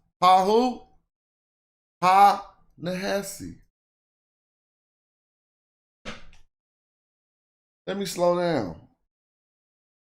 See, when they tell the story and they take the story and make it be Moses fighting the Pharaoh, Moses is with the grandfather of Pa-Nehesi. You can't make this up. I can't even make this up. They're gonna FedEx. I gotta play. We about to have a good moment. I'm about to play a video. I'm about to greet the FedExers. They're not stealing nothing from me. And then I'm coming back and we're gonna have an unboxing. Hold up. A hierarchy of race like that developed by Mordechai Glidden and still deployed today by white supremacists cannot be sustained if not one but two great black civilizations arose in Africa at the dawn of history. It is therefore entirely appropriate and even necessary to confront constructions of race for Nubia and Egypt in the recent past and acknowledge both civilizations as African and black. So did you face any of that type of backlash or harsh feedback from your stance on ancient Egypt? So, yes, but interestingly, I haven't received any harsh feedback from Egyptologists. When I go around and I give talks on this subject, the Egyptologists who've been in the audience of my talks are very receptive, and they think that this is really important work and that I need to keep forging ahead with it. But I have gotten negative feedback, especially over email from Egyptians. So it's an interesting conundrum where there are some Egyptians who will tell me, I mean, these are people I don't know who are just like finding out how to contact me and send me an email and say, what you're doing is wrong. The ancient Egyptian culture was not a black culture. Modern Egyptians are not black people. What you're doing is dangerous. You need to stop saying this, which of course, I'm not going to stop saying this. And I try to explain what my work is about. And I also try to explain, you see, our perspective in America on what black is different from a lot of the rest of the world. And so I try to explain our American context of that word. But yeah, I've definitely gotten some harsh feedback. First off, the Egyptians, of course, were African, and we have evidence from Herodotus and other sources that Africans tended to be black, that they were a range of colors that would constitute black today, and they were actually, the Greek words that are used for them is black. Now, don't misunderstand me. I am not saying that the ancient Egyptians were not black, as we Americans perceive it. They were. The way we define black, with mixed race one drop rule, the way we define black as a positive thing, the Egyptians were black. So you're suggesting maybe these people migrated north? Yes, or their culture did, and them. Really east to the Nile Valley, east and north. East and north. Yeah, I see. So today in Egypt, the archaeologists often refer to, and I've been there, to connections between ancient Egyptian culture and the Sumerian culture and the Crete culture and the Persian culture. Yet when you visit Egypt, especially around Aswan in the southern part of the Nile, you see mostly black people. Yes, yeah, and we know from the anthropological evidence that the people just predating the dynastic civilization in the Nabta Playa region were black African people.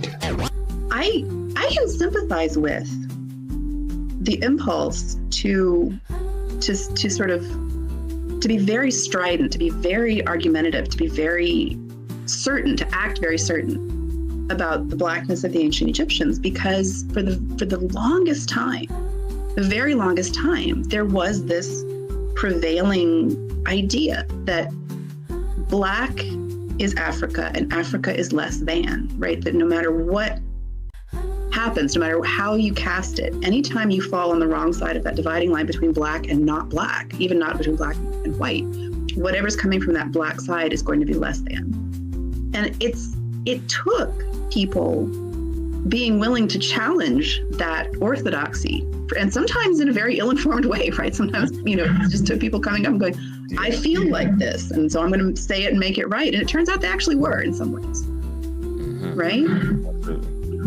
Because now we can look at Egypt and say, the ancient Egyptians are an African civilization. These are people that, by and large, we probably would have looked at and thought, oh, these are black people. When it comes to the 25th dynasty, a lot of people are going to commonly call them the Black Pharaohs. You see it online, there's books written titled that, so on and so forth. Do you feel like that distinction has to be made? And how I ask that is, I've noticed online, a lot of people don't seem to think that for some reason you could be black and be Egyptian. And I've always kind of disagreed with that, because I feel like even though all right, man, I'm hella mad. I ain't mad. But 2 boxes is missing. And that ain't right. I gotta see what's going on. And then dude was trying to tell me it's only supposed to be 5. I'm sitting there like, bruh, 7 boxes. All right, so at least they still got me. Let me see, I wanna see. Okay, some still are out for delivery. Because they just marked, so it must be another truck coming. All right, cool, I'm gonna chill.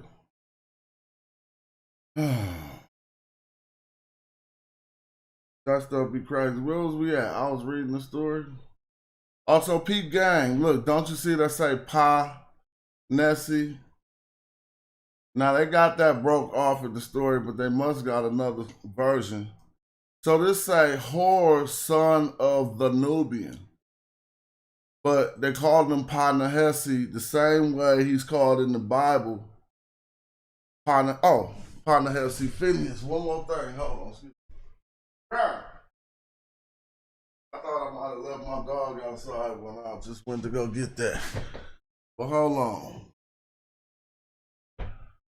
All right, so he was very learned. Let's slow down, y'all. So now they go get the learned magician. Now they go get the learned in what?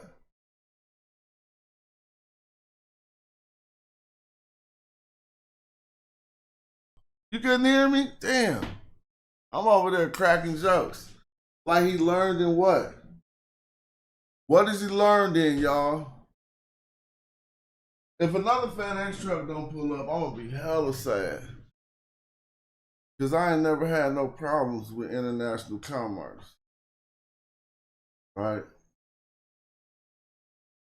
Still enough to, it say delivered. It say delivered. See, view more details. No, it say delivered, so I gotta go back and report missing packages. Sorry, y'all, this is too much. Either I would have to stream or I gotta multitask. So I'm just gonna say, hold up, we're gonna get back to the story. You tell me what he was very learned in. Report missing packages. Man, I got 2 packages missing.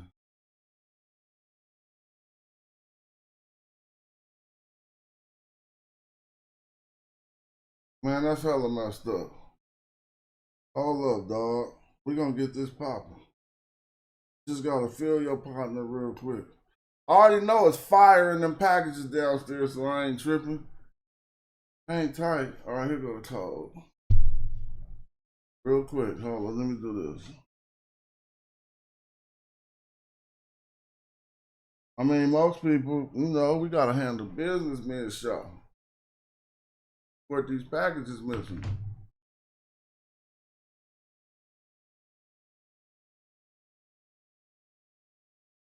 No, it's 2 packages missing.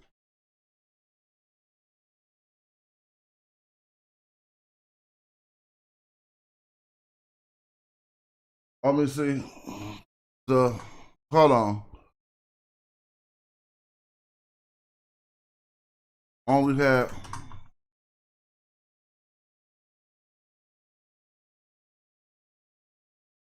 all right.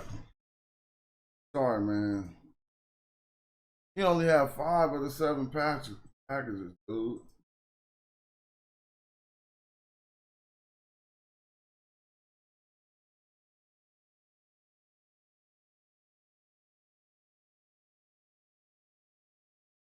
All right, I have to submit that ticket instantly. All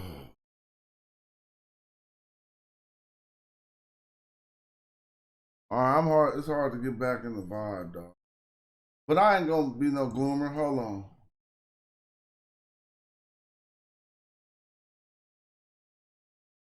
All right, it's gonna show up. Somebody must pull up with it. Yeah, they did that on Monday. Oh, they might have double boxed you? Nah, man, I'm gonna get on my phone. They ain't do that. They got me messed up. Hold on, let me grab one of these boxes.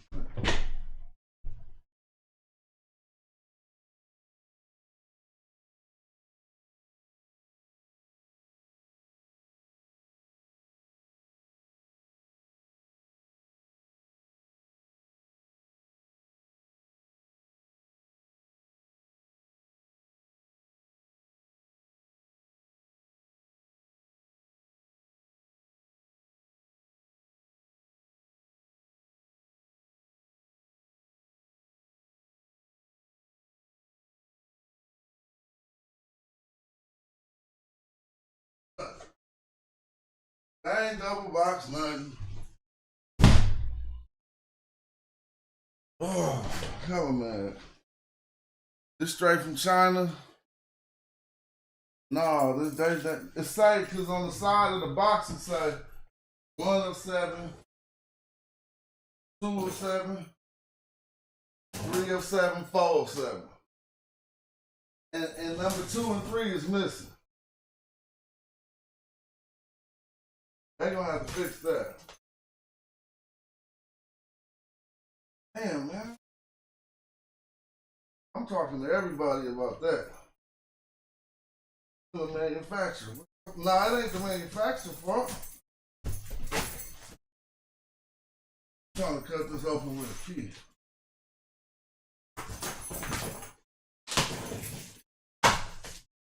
There's gonna be some fire though. Alright. I'll be getting stuff sent to the house instead of the warehouse. Just don't nobody be there to receive it. Alright, fire right here. I know. I don't know what this is. It better be fire. It's hats though. Gotta be because of the shape of it. And I know it's 7 boxes. Next shipment, 19 boxes. God damn. So this is 7 boxes with more boxes inside of them though. And maybe something did happen. Maybe it got reduced down. All right, I didn't even see one. Oh, that's just. Oh, no, yeah, I gotta see. Oh yeah, I gotta see that. Oh, that's so clean. All right, we got. But I gotta whip that thing out. He's about to fly. Damn. Oh, why they about to fly? Let me see if everything how to do. Oh yeah. So I just wanted to freak somebody never freaked. Well, first of all, that's just the chenille on the hat, right? So that's clean. But this is what I wanted to freak on. Check it out. Hold on. Because you remember how people used to have the sticker. Hold on, where's the sticker? Oh, the sticker killed them. You remember how the sticker used to say 5150 or nah, cut that out, bro. We got everything. How about in here? Let me see. I need all that to be right. They got that upside down. Oh, they wrong for that. If that's just this one hat, I need some money for that. That ain't hurting me though, but this hat got that brand tag upside down, and I don't think that'll be something I just gotta get some money off my next order for. Cause these motherfuckers came out hubby. I like how it came out, but I did just notice that this don't make no difference. But how the hell could they get my brand tag upside down? Golly, look.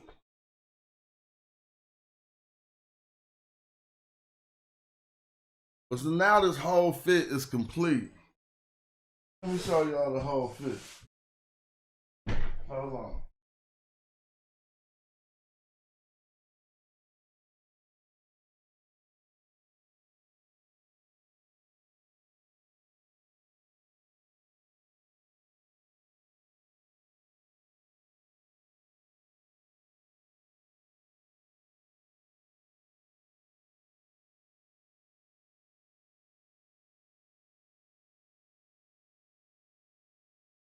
Talk about TikTok stores and stuff. All right, look. Slap these on, right? You got the chenille hat. With the chenille shirt, you might just have the jeans on. Oh, get it. Nice chenille hoodie, thick, stupid thick. Look at that rug. Oh, I might have to go do a video. See, this is what I don't like. This kind of off-whitey. Little shit like that, I ain't mad at though. I need to see another hat. Sorry that I stopped the show and had to start doing this.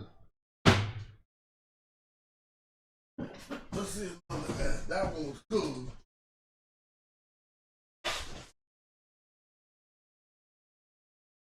I need to keep one for myself. So, keep one for myself. We got another unboxing. Hold up. Keep one for myself. What's this? Man. Oh, yours is upside down in the hat you got on now? Maybe that's the new thing. Maybe they keeping me up to speed. Nah, it's like that, Smash. Look at the hat on my head. Oh yeah, it is upside down. Polo, okay, my shit right. Upside down. Ain't nothing wrong. Shout out to Due Diligence. Let me tell y'all about having these on the road. Oh my God. Look how small this box is. You can take hats on the road. Hoodies ain't the thing no more because they take up hella space. What's these? These ain't the same hat. Damn, that's because I got hella those. That's still the same hat. So this must be, this gotta be more than 25 hats. Let me count. So every box got 100. 1, 2. Oh, this only 25 hats. Okay. Damn, I thought that was more than that. So that's this whole box. That means I'm mixing a box of 2 hats. Oh, hell no. Nah, they gotta find that. That means I'm mixing a box of 2 hats. I don't even want to open the other ones. I will. I'm about to, but I'm gonna let them do that at the store, B. Let's get back to the dang. That was Juicers though. But this is right when the story was getting good. He was very learned. What was he learned in? Man, I ain't selling them for cheap. Nothing cheap no more. I ain't just putting my brand. That's a cut and sewn hat. That hat got cut and sewn. Let me rock that motherfucker right now. You know what I mean by cut and sewn? I mean that this wasn't a blank sitting somewhere. And the thing is upside down. That's how it's supposed to be. Gotta be juiced. Be juiced. Y'all can rock that thing. Now I gotta look down at y'all and just talk and be like, with the sticker? Oh, the sticker killing the look. With the sticker?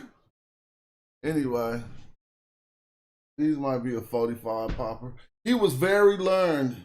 He came to the palace where the Pharaoh was. All right? Now you see, the Pharaoh is getting his magician to fight off someone else's magician. But what if the fight wind up happening in the palace? And what if they wind up throwing the same magic and then the Pharaoh magic beat the other magic? Wouldn't that be kind of like the Bible? Yeah, this motherfucker hidden. Look, you could just be somebody online like, yo, check this out. I'm a dude online and I got a nice hat on. This fire right here. I'm gonna go on Instagram and not be talking about it. I'm just gonna be like, yeah, what's up today? And somebody gonna be like, where you get that? Let me see how it looks. That's called fun. So I'm gonna open up some more boxes. I lost 2 hats. Please let them not be the flyest ones. They gonna come back though. They gonna find them 2 packages. I'm suing them. I'm gonna make them pay for the whole shit. FedEx gonna wind up paying for the whole shit. Let's keep going. So the Pharaoh had a magician who was called the Horus, son of Padnahesi. He was very learned. He came to the palace where the Pharaoh was. He shouted loudly, saying, "My great lord, these are Nubian magic tricks. I will ensure that they fall prey to your destruction and slaughter." So now the Pharaoh getting his magician. Then I'm gonna look at some more hats. See what we got. The Pharaoh said to him, "Hurry to me. Don't let them take me to Nubia again tonight." Y'all used to be scared. It says, the magician Horus, son of Padnahesi, came immediately. He took his books and his amulets with him to the place where the Pharaoh was. He recited a magic spell for him. So now the Pharaoh got a magician. See? He filled amulets for him, provided him with numerous amulets to prevent the Nubian magician from again taking hold of him. He came out before the Pharaoh. He took his libations and offerings. He boarded a ship. Man, I don't know what FedEx gonna do, but they gotta tell me something, dog.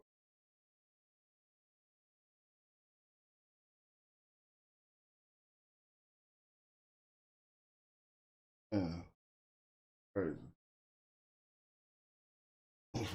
Here's your one, but FedEx ain't even got at me in my. I mean, they need to get at me, boss. I need an email or something.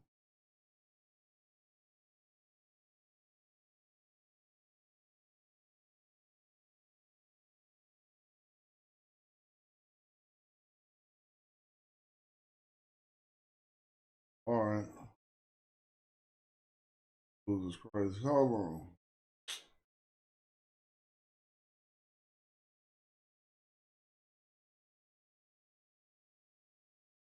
Sorry, man. I don't see no action. They ain't send me no email or nothing. I gotta see why they ain't sent. I need to download this PDF. Saving my ticket, my support ticket. Hopefully something. I'm just gonna pray like dude said that. He said they might be on another truck. It's still on the way. But in the meanwhile, I'm going to continue. So look, he immediately went to Hermopolis. He went away from the temple of Hermopolis. He made his burnt offering and his drink offering for Thoth 5 times great, and the great Lord of Hermopolis, the great God. He pleaded for them, turn to me, my Lord Thoth. Don't let the Nubians carry the humiliation of Egypt into Nubia. You are the one who cast spells and similar. It is you who lifted up the heavens by establishing the earth and the underworld, by placing the gods and the stars to each other. Let me know how to save the Pharaoh from the Nubian sorcerer. So now he crying. Yeah, I'm gonna call customer service because I need them bags, bro. I want to go see which hats is missing. It's supposed to be 7 different designs. Let me see. Hor, the son of Panahesi, lay down to sleep in the temple. During the night, he saw himself in a dream as the figure of the great god Thoth spoke to him. Are you here, son of Panahesi, the magician of the Pharaoh? So now we got the Pharaoh's magician about to fight another magician. Go to the library of the temple of Hermopolis tomorrow. You will find a shrine that is locked and sealed. Open the shrine. You will find that the same shrine, a chest containing a papyrus scroll that I wrote in my own hand. Bring it, the book up. So he went to go get the spells that Tahuti wrote. Make a copy of it and put it in the book back in its place. The magic book is the name. Hold up, I thought they didn't have this stuff in Egypt.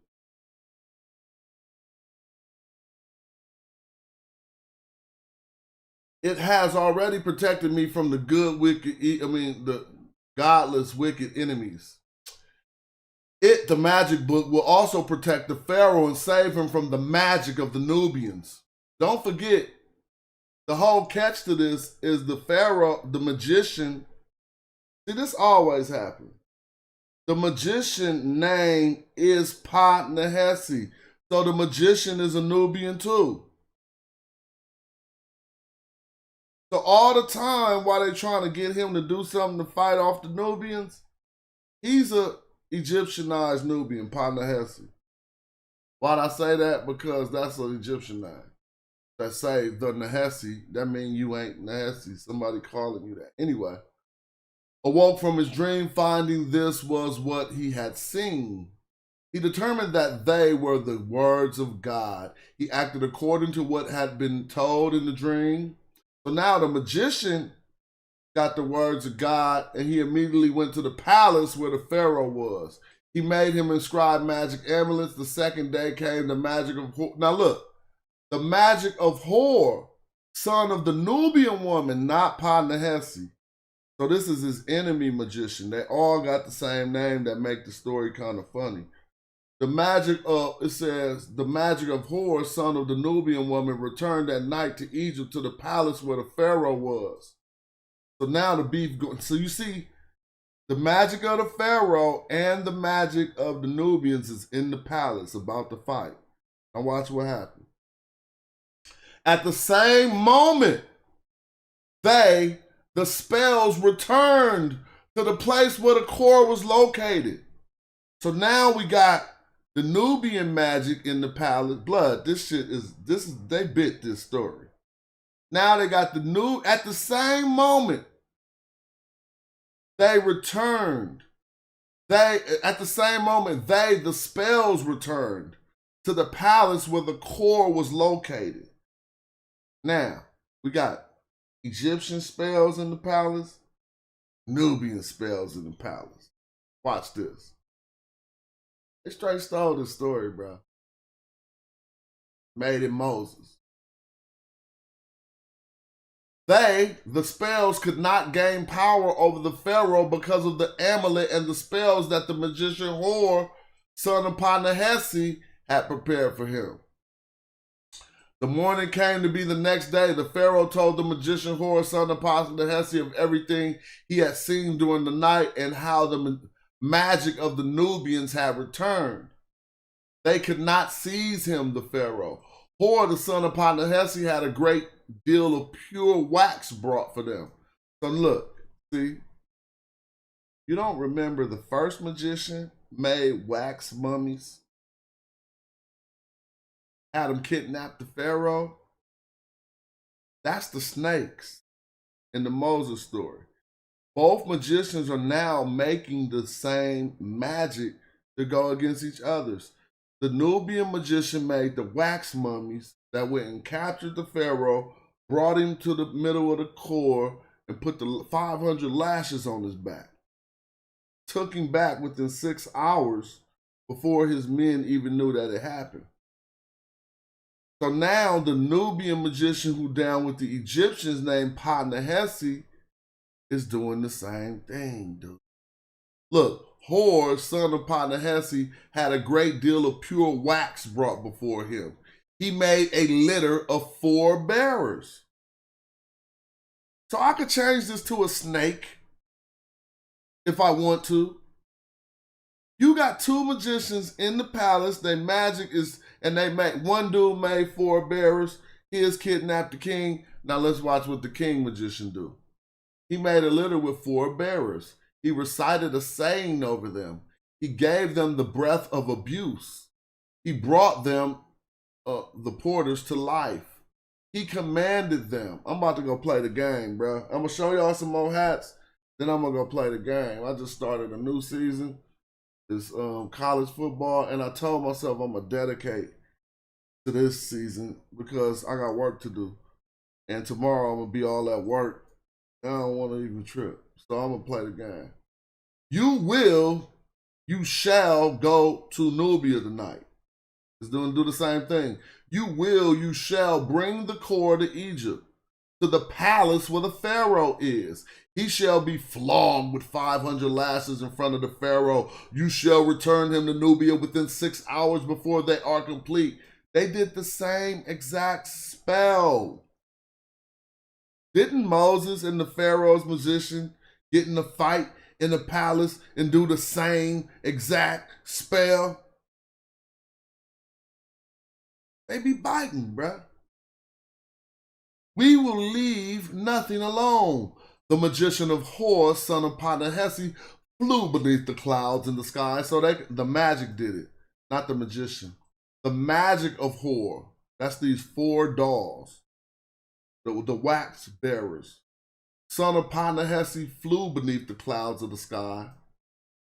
They immediately went to Nubia that night. They seized control of the core. They brought him to Egypt. It's almost done. 4 more pages.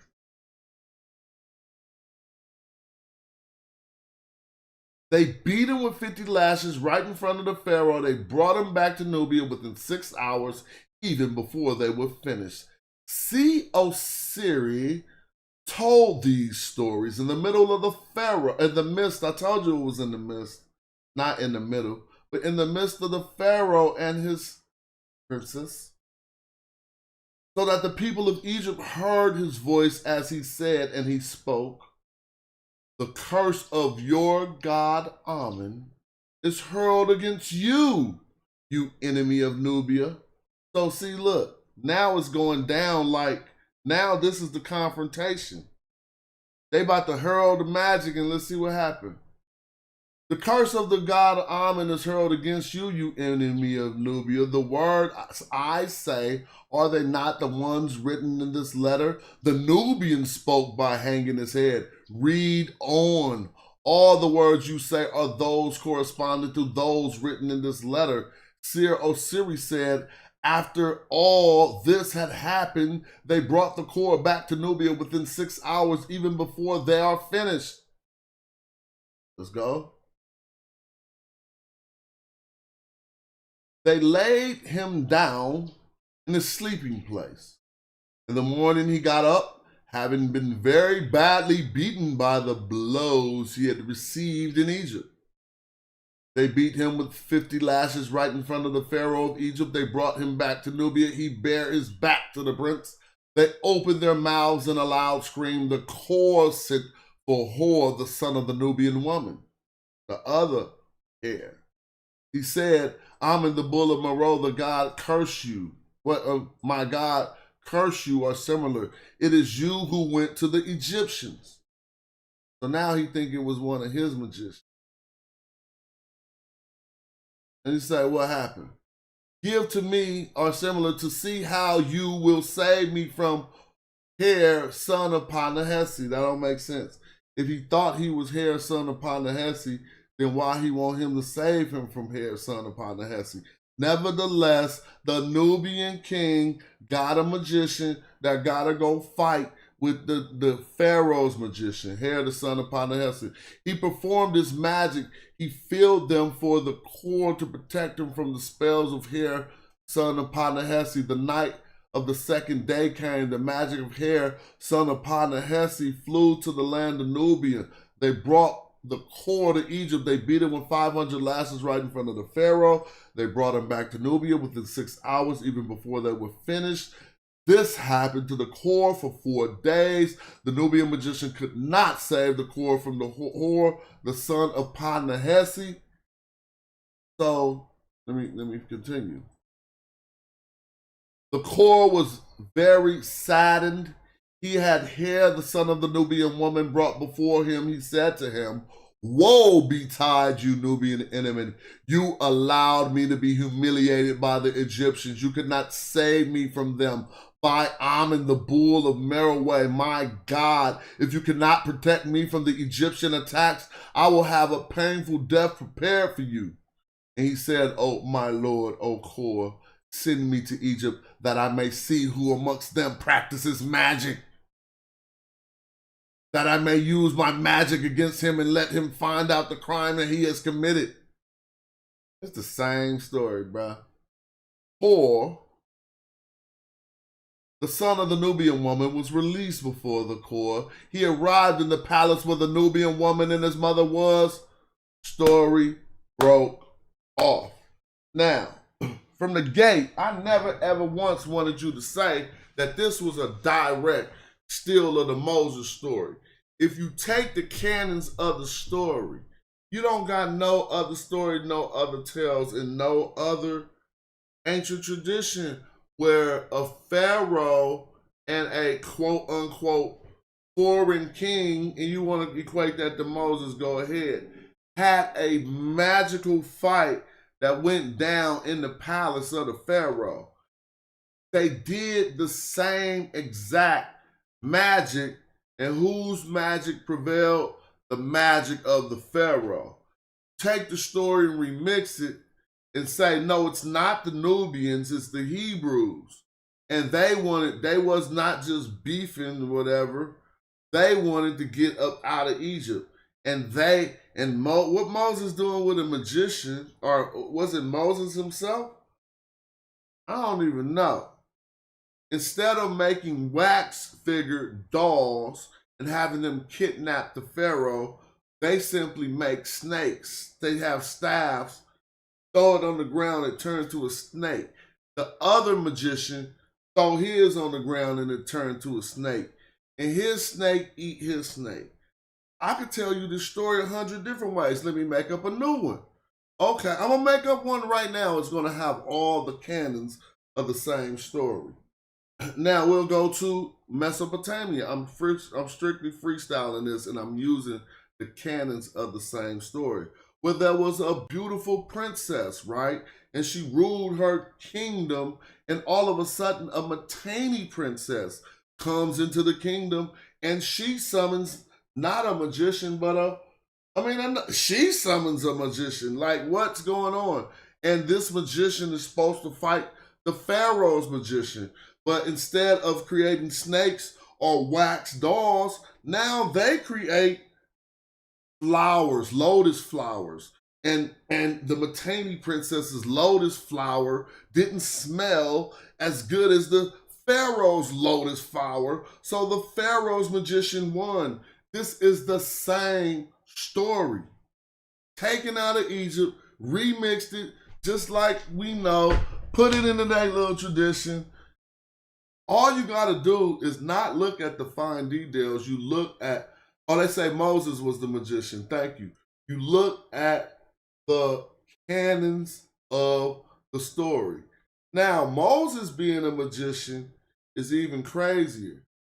You see what I'm saying? I'm just saying. I'm not even tripping off it, but Moses is the magician. Really, that's even crazier. Because if the magic that the evil guys, quote unquote, could do can be done by Moses, but better, then how is it bad? Moses got a greater version of that bad snake turning magic, just like the Pharaoh's magician had a better version of the Nubian magic.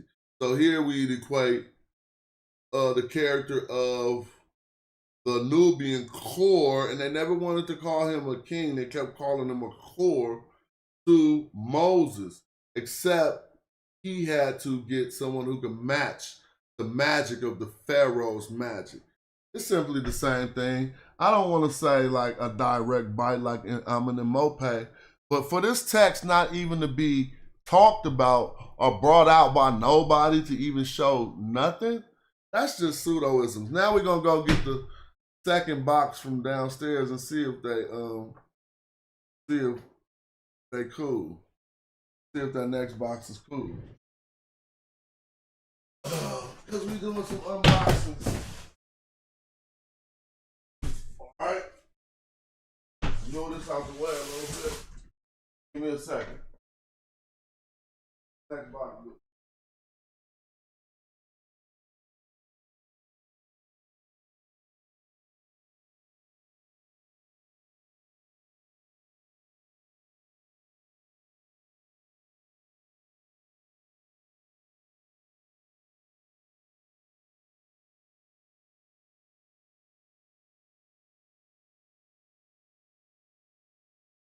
I'm telling you, man, these better be clean. The last one was clean. But what I'm saying is, if two boxes that don't show up, something that I was counting on, we gonna work that out between the manufacturer and FedEx. I'm gonna have the manufacturer spend. This is what I'm gonna do. I'm gonna let them know. I'm gonna have no, Aaron threw down his staff and was the musician. Thank you. And that's why I pointed that out. Because Aaron is the grandfather of Phineas, whose name is literally Ta-Nehisi. Like, I mean, dude, you can't make this type of stuff up. How they got a character named the same thing in the Bible version and in the Egyptian version, and the name means the Nubian. But see, Phineas wasn't there when Aaron threw down the staff. Phineas is his grandson. How your grandson a Nubian? If you not, so you not a Nubian, then you took a Nubian wife somewhere, because your grandson a Nubian. And he must have been a boss too. I want these hats to be clean. Everybody say that. Say that Netaroo, whatever. Please, for this unboxing. What this gonna do? Then I'm gonna go to the gym. I ain't going to open.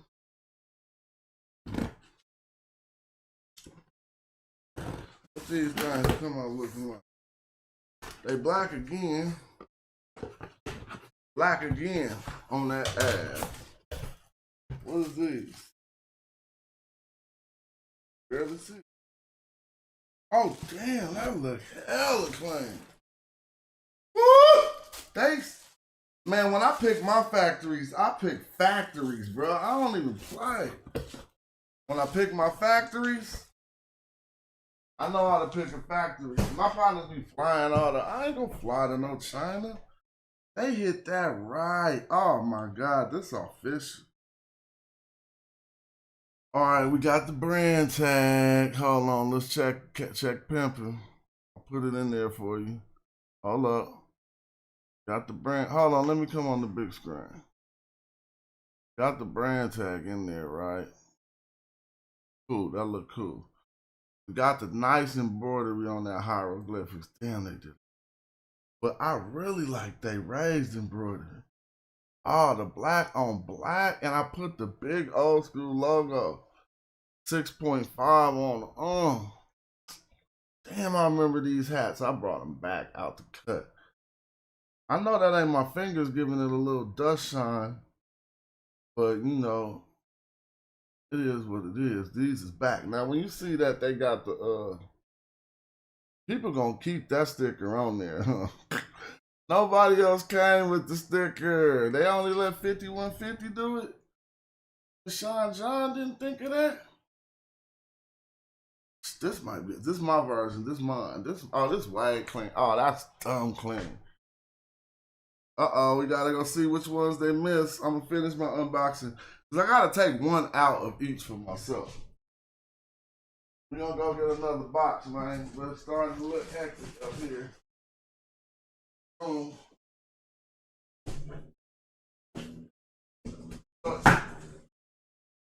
put it this way, man. Now when we talk about economics, y'all know how much a hat costs. Right? So that's a box of 100 right there, and that's a box of 100 right there. So if y'all penny pinching, pocket watching, go and have fun. There's boxes downstairs, and they left out 2 of them boxes, bro. So they're going to do the math. Tell me how much I'm missing. I don't think these are supposed to be no, these ain't supposed to be no 40 pops, but I'll let them go for 40. Since we got other hats, you ain't getting that with that sticker for that cheap. Because if you go to the hat store, bro, you paying $50 every day. You're not walking out of the hat store.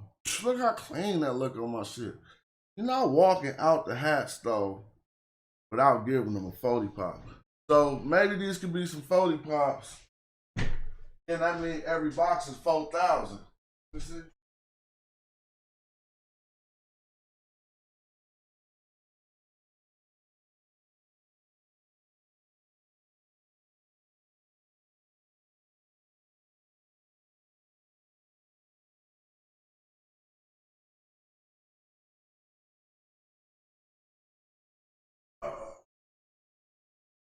Yeah, but I don't care though, right? Because I'm not gonna, let's see what's in this box.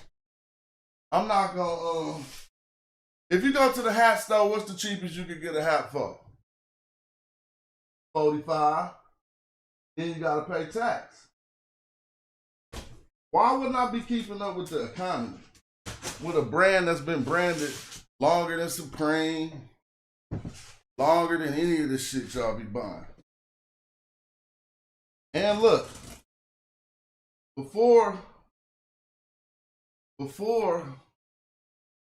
in between the warehouse and the store, you watching me right now do a straight check, a reality check, like quality check. Some people don't even be seeing that shit, but we ain't doing them numbers. I need to look at everything, bro. And I drop it off at the store. With the shoes, I had to take some pairs out of there. I was like, we ain't sending this to nobody. 45, dude. Let's see what these look like. Another unboxing. Think these gonna be clean? Aaron struck the dust with his staff, causing gnats to infest the people. I don't know about that part. I just know about the snakes.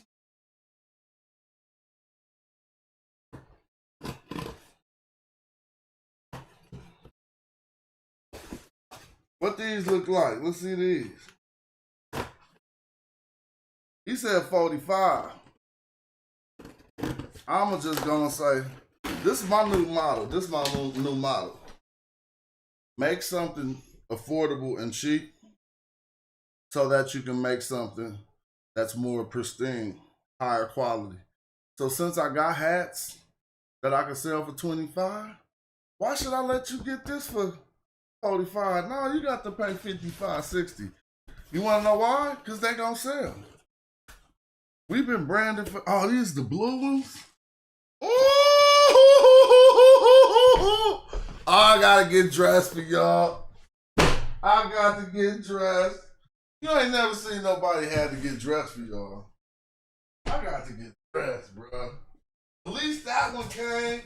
I don't know what's missing. I'm having too many boxes in here starting to be crazy. Look. So here go the rugby. Right? Y'all slap that on. This thing is on the way. It's just stocked up in customs right now. Came out bubblicious. So good quality, bro. I sat here and studied Ralph Lauren the same way we study motherfucking Metal Netry. Bro, you do business, you can write off. I can write off everything. We ain't gonna talk about that. I had to throw that on so they can see how wet we about to have it. Boy, look. Damn, dude, shine. He threw that shirt on, start shining. I made this motherfucker. Damn. Guess what I made it with? This. Right motherfucking here. And this. My shit ain't gonna fit like nobody else shit. Our shit, Hyro shit. Now I gotta whip this out. Oh my God. That's the fit of this. Oh, this the dad hat one? I might have went big with the logo for a dad hat. But the dad hat is made for this fit. Now look, completed the fit. Oh my God. And it ain't low. This smash rocking the building. With the rugby. This Hyro new shit. Oh, somebody give me some props. I need to go change my watch now. Yeah. I'm about to go change my watch. Know how we do it. Gotta go get the blue Rolly. What? You feel me? Hold on. Yeah, we going just like that.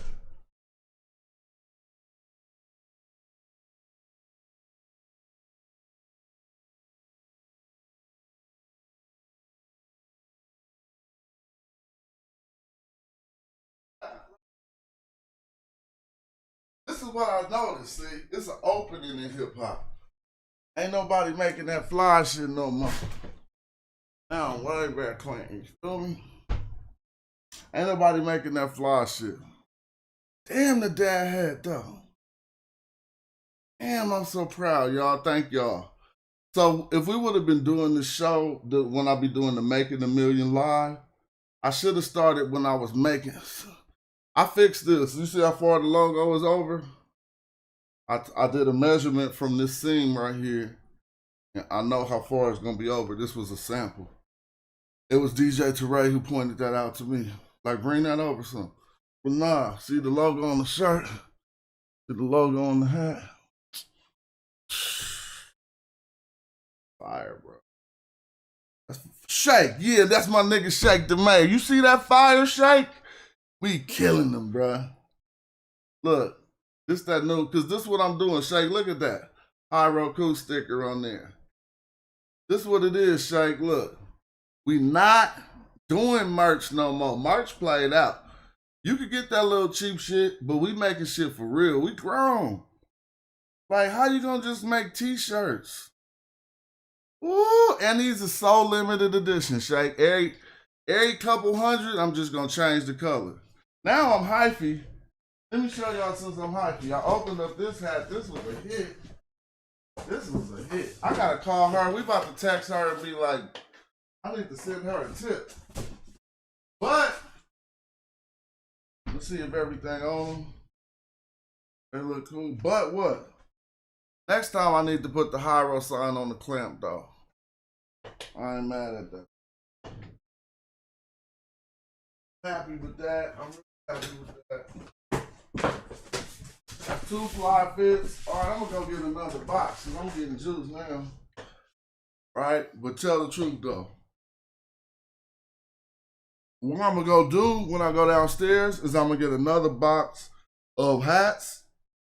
And then what I'm gonna grab is, you're gonna be amazed, y'all. Watch this. There's no way nobody can bite off you like, look, man, I like sharing information. You fuck with me, I'll show you how to do shit. That's how motherfuckers get friends and get real rich, and motherfuckers be like, he did things for me. I'll be back.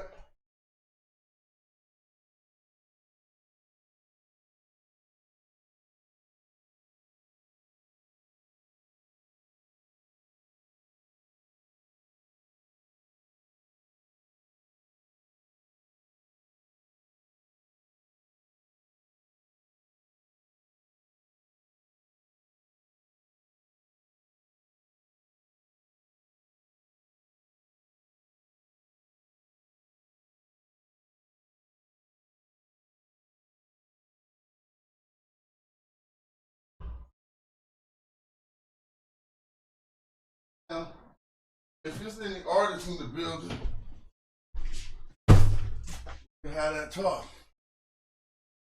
Any artists in the building? Y'all be going on the road? And yeah.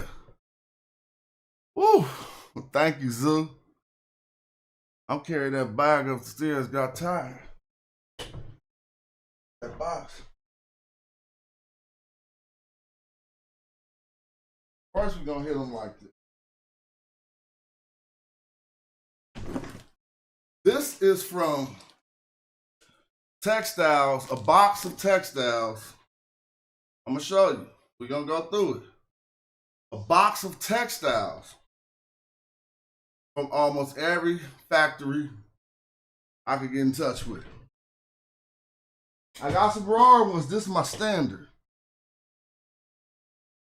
Everything is from 300 to 330 GSM, like this thick ass rugby y'all see I got on. Damn, it look like a sweatshirt. You know what I'm saying? Look how we ready. We could come anything we want from the gate, whatever you want to do. I'm about to be hurting some people. Oh look, you need your stripes to be thinner. What's up, Save One? That's my man. You need your stripes thinner. Look at the colorways though. We gonna hurt them with. If you even want to dime, I can give y'all some. I can show people how to get in touch with these factories and get them to send you swatches so that when you going through your thing, some of these is clean actually. Like if I was thinking about, see, look, you see the blue and gold, but this is if I wanted to do this shirt over with millimeter size stripes. They already got my tech sheet for the way the shirt fit. I could just say, give me number 15 off of 684 and be in the dough.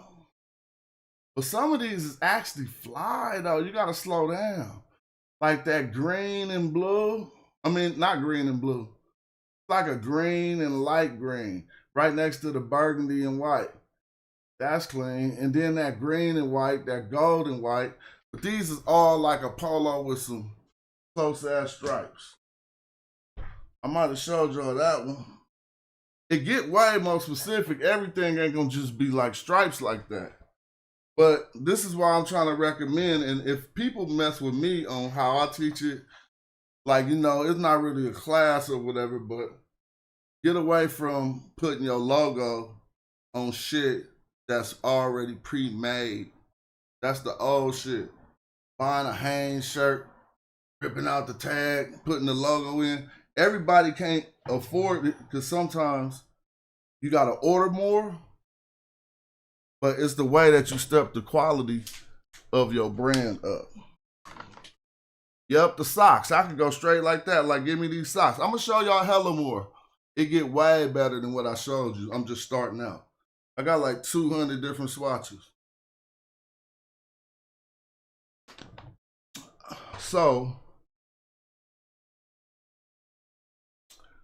don't let the haters make you think the most valuable thing on my show is Black Egypt. I just be having fun with y'all. Look, if you really could get the focus on how clean these materials is, bro.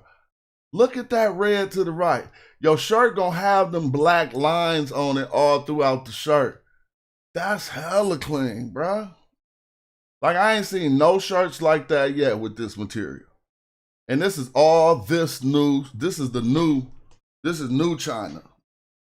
Like, this the stuff they made this season. This ain't swatches from 5 years ago.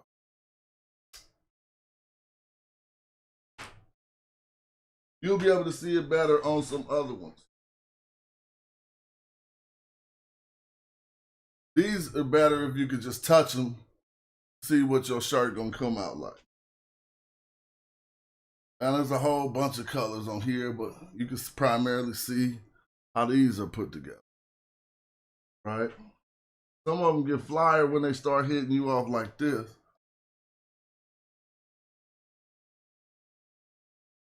Definitely know I can make something out of them darker colors to the left, like that green and gold. I mean, that green and gray. Oh my God. That's going to be so fly. And that blue to the left over here. Look, the shirt pattern will be like this, basically. Look. Feel me? That was a screen. So all that, you know, oh, he gonna have something. Nah, bro. Oh, tap in with me quick, Shake. You know, I got you fast. I got you fast as a NASCAR. When it comes down to just t-shirts and shit, bro, I can get down to like really cheap. I got some people. But look at these new patterns. The next rugbies I make gonna have these stripes, though. You feel me? That stripe clean, if you ask me. Because they faded stripes. The stripes on the rugby got lines going through it. I think I want to do this. I mean, not just this, but that's hella clean. Fire, fire, fire. And so this is what we do. But, you know, my job ain't to do this. It ain't. My job ain't to do this. We got a company I've hired. We pay people to do this. But sometimes I'll be like, man, I got some time on my hands. This one gonna be clean. Oh, golly. That green. Tell of them, bro. There's too many of them to show. I'm gonna try to show some of the more different ones. Where you can have opportunities to make some different type stuff. I gotta do this one. Yeah, I like this. I see this repeating on the shirt. All you gotta do is be thinking creative, dude. I could put something, it'll look like polo if I put the right shit on top of this. Yeah, that's clean. Oh, they do another one for the summer. You gotta start making it now so they be ready in the summer. Get them around them teams. I don't know. That's clean too, but it's so different. Feel me? I would wear that. I would wear all of these. Those is cool. Oh, did I never opened the other hat box. I got juice with the swatches that I brought up. These is cool. Man, that shit made my nail look dirty. My nails ain't dirty, fool. Let me see.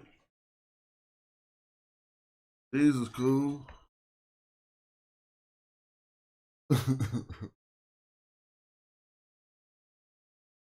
I'm clean, actually. See if I can find. I mean, there's too many. I can't show you them all because the ones I make, you're gonna be like, "He saw me that I had it." With the proper salt, I just dropped hell of shit. Hold up. Bring it back one. Sorry, man. I didn't mess because I got that shipment and it turned the show to the other show. This the cleanest hat on the market right now. My shit dirty with smoke. Here we go.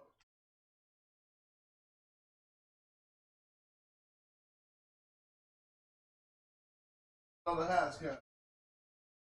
There's 2 more boxes downstairs, and they. I gotta find them other 2 boxes, bro. That's not even cool, like.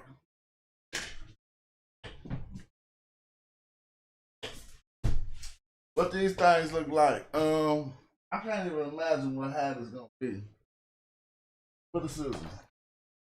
We're doing an unboxing, y'all. Come on. Get the drum roll.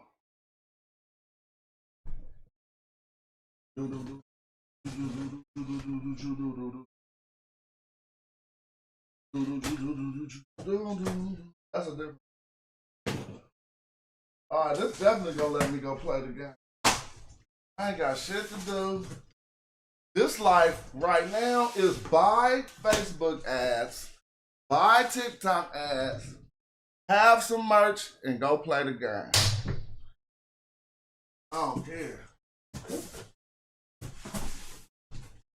Cause that shit is you rolling in while you ain't even looking.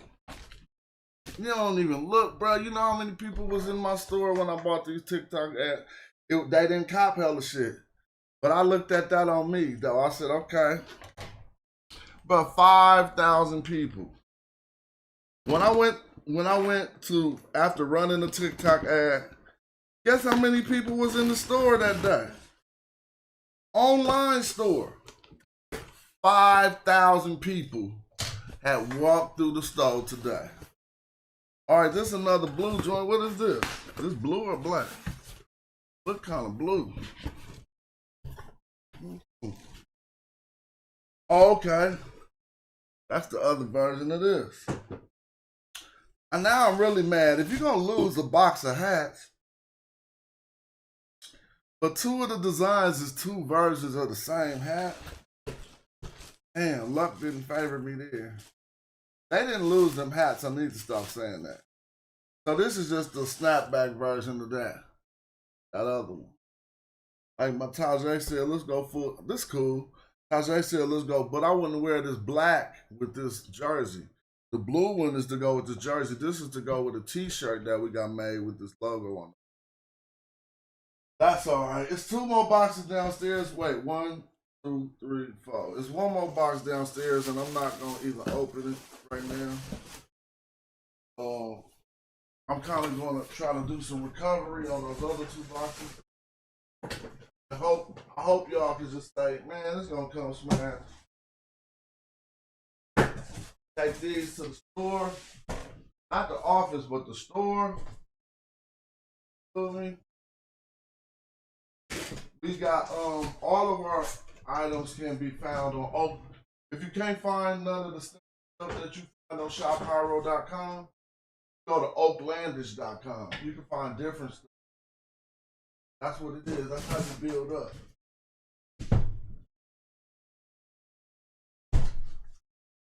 All right, man. I was bumping my gums, getting hella happy.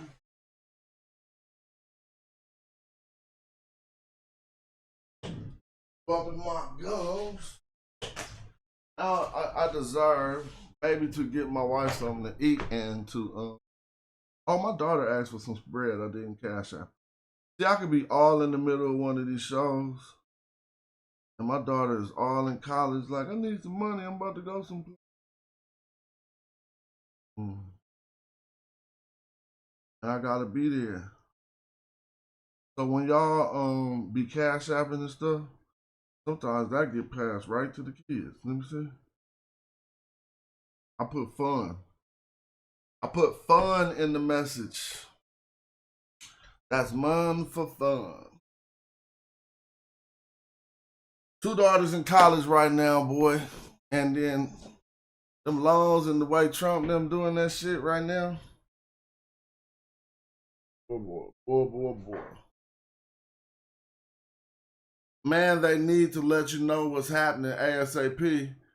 That, oh yeah, you talk about them boxes. Yeah, you right, bro. That's kind of unfair, right? So I thought they would have messaged me, Gmail. Dude said it might be on another truck still coming today. See, they didn't even send me a Gmail yet. Now I gotta say,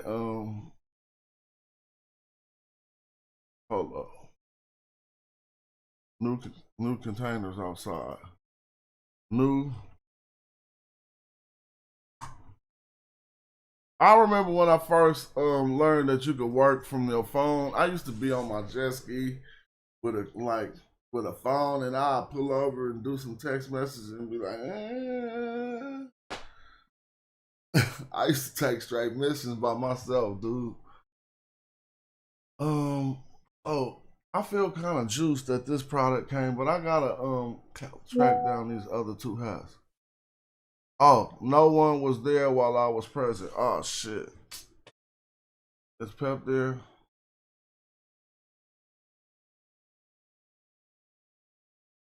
Oh shit.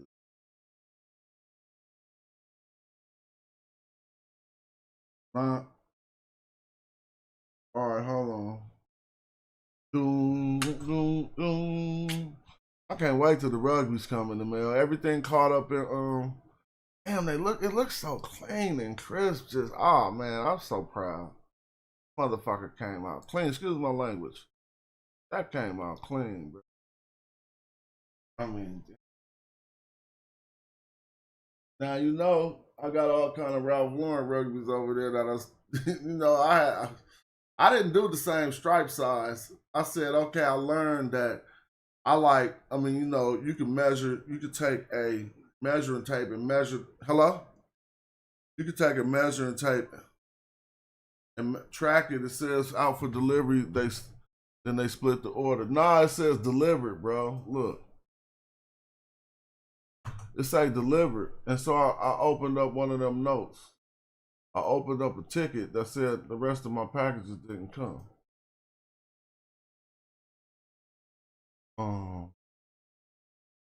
Everything's gonna be okay. It's business, so I'm not about to get emotional like it ain't business.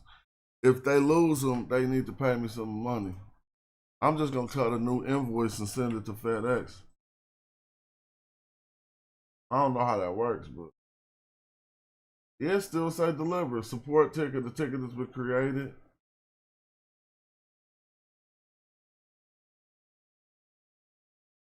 No, I need to, man, come on.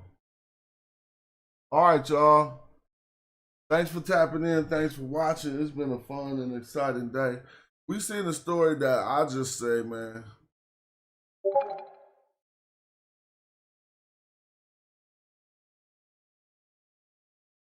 What is this? 120. What? Trying to take $120 Uber college. You got me messed up. Just got to talk about sending the money. I sent her 75 bones. It wasn't nothing like, I ain't trying to, she just young. You going out tonight. You send me a picture of $120 Uber. What would y'all do? Y'all cool? Y'all can help me with this one. $120 Uber. Y'all, you need to hop in the car with 3 friends and split the price of that Uber. Kids be off the hook. Woo! Let me see if she tell me to send her more. I thought that was fine. I'll be thinking back, like if I went out for a night, I was a kid, if I had $75, that'd be cool. I'm about 120 just for the Uber. I'm hard to beat pops nowadays. All right, man. Yeah, appreciate y'all. I'm going to tap out. I'm going to go play my game, and I'm going to go in the imagination world. I'm going to be watching y'all stream, so if y'all got some knowledge or some information or something, put it up there. This stuff going to be available next week on shophyro.com.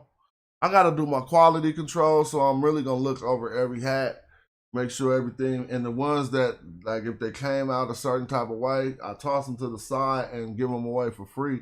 For promo.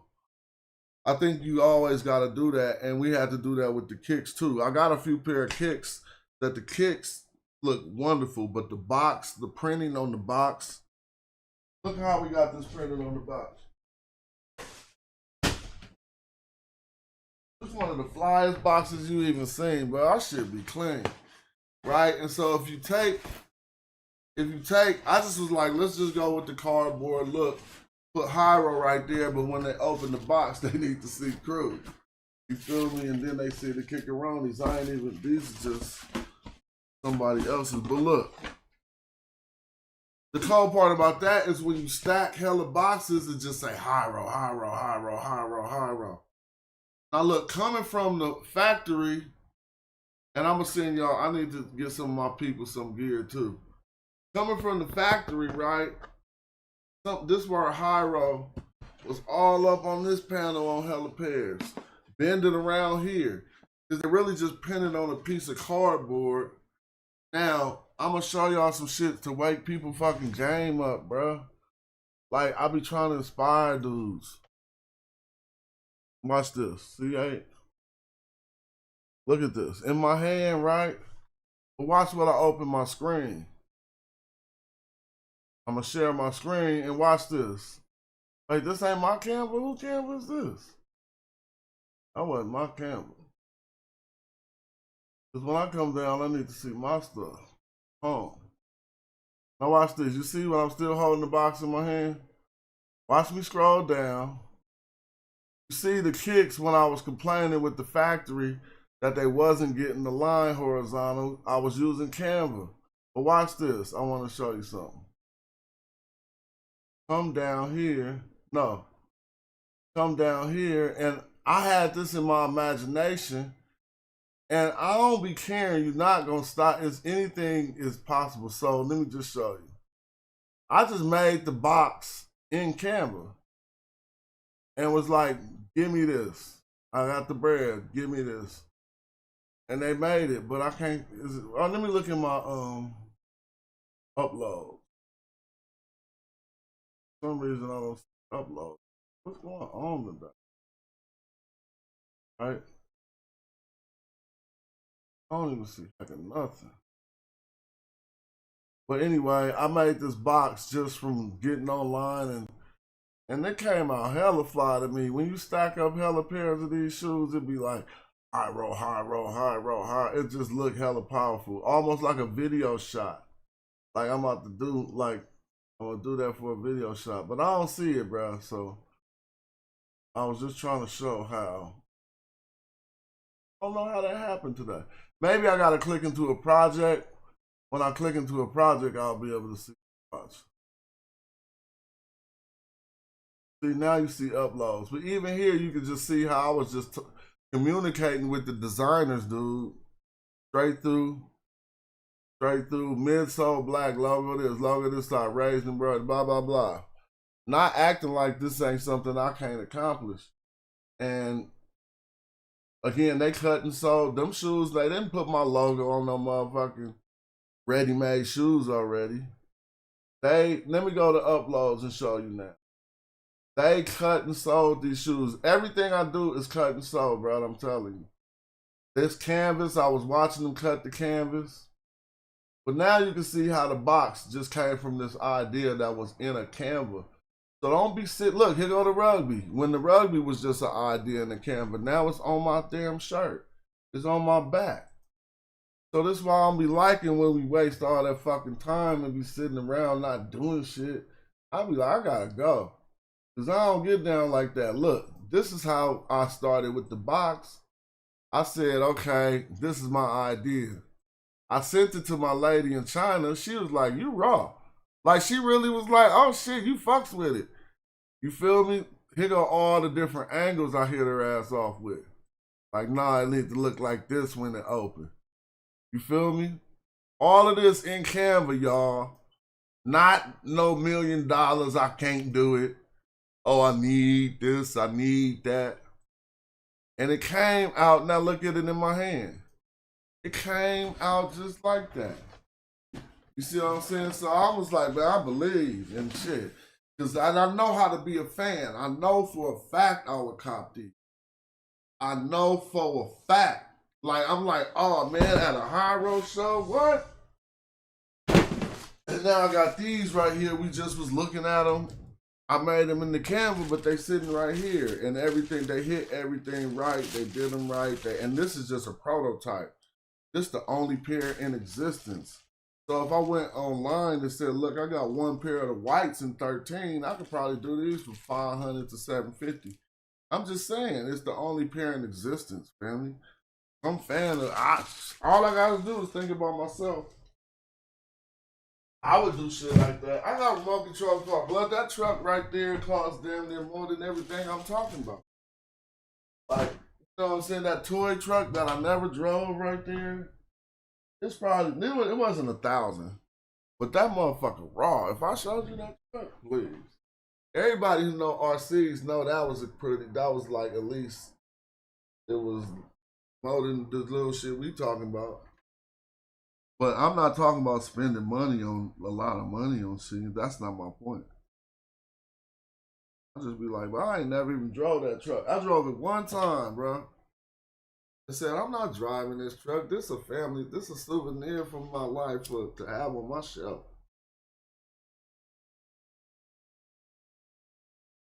I got hell of them downstairs. Well, thanks for watching. It was an exciting day for me. I hope I didn't seem like too on my own shit. No, I just was trying to get people juiced and excited. It don't get no thrill out of me to make me try to seem like I'm something. One day when I am, I might act like that. But I ain't that now. Feel me? So I'm gonna track down these 2 packages. They probably gonna come by the end of the day while I'm sitting there playing the game. The other FedEx dude might pull up. Not, I'm gonna get on the phone with him. I'm done. I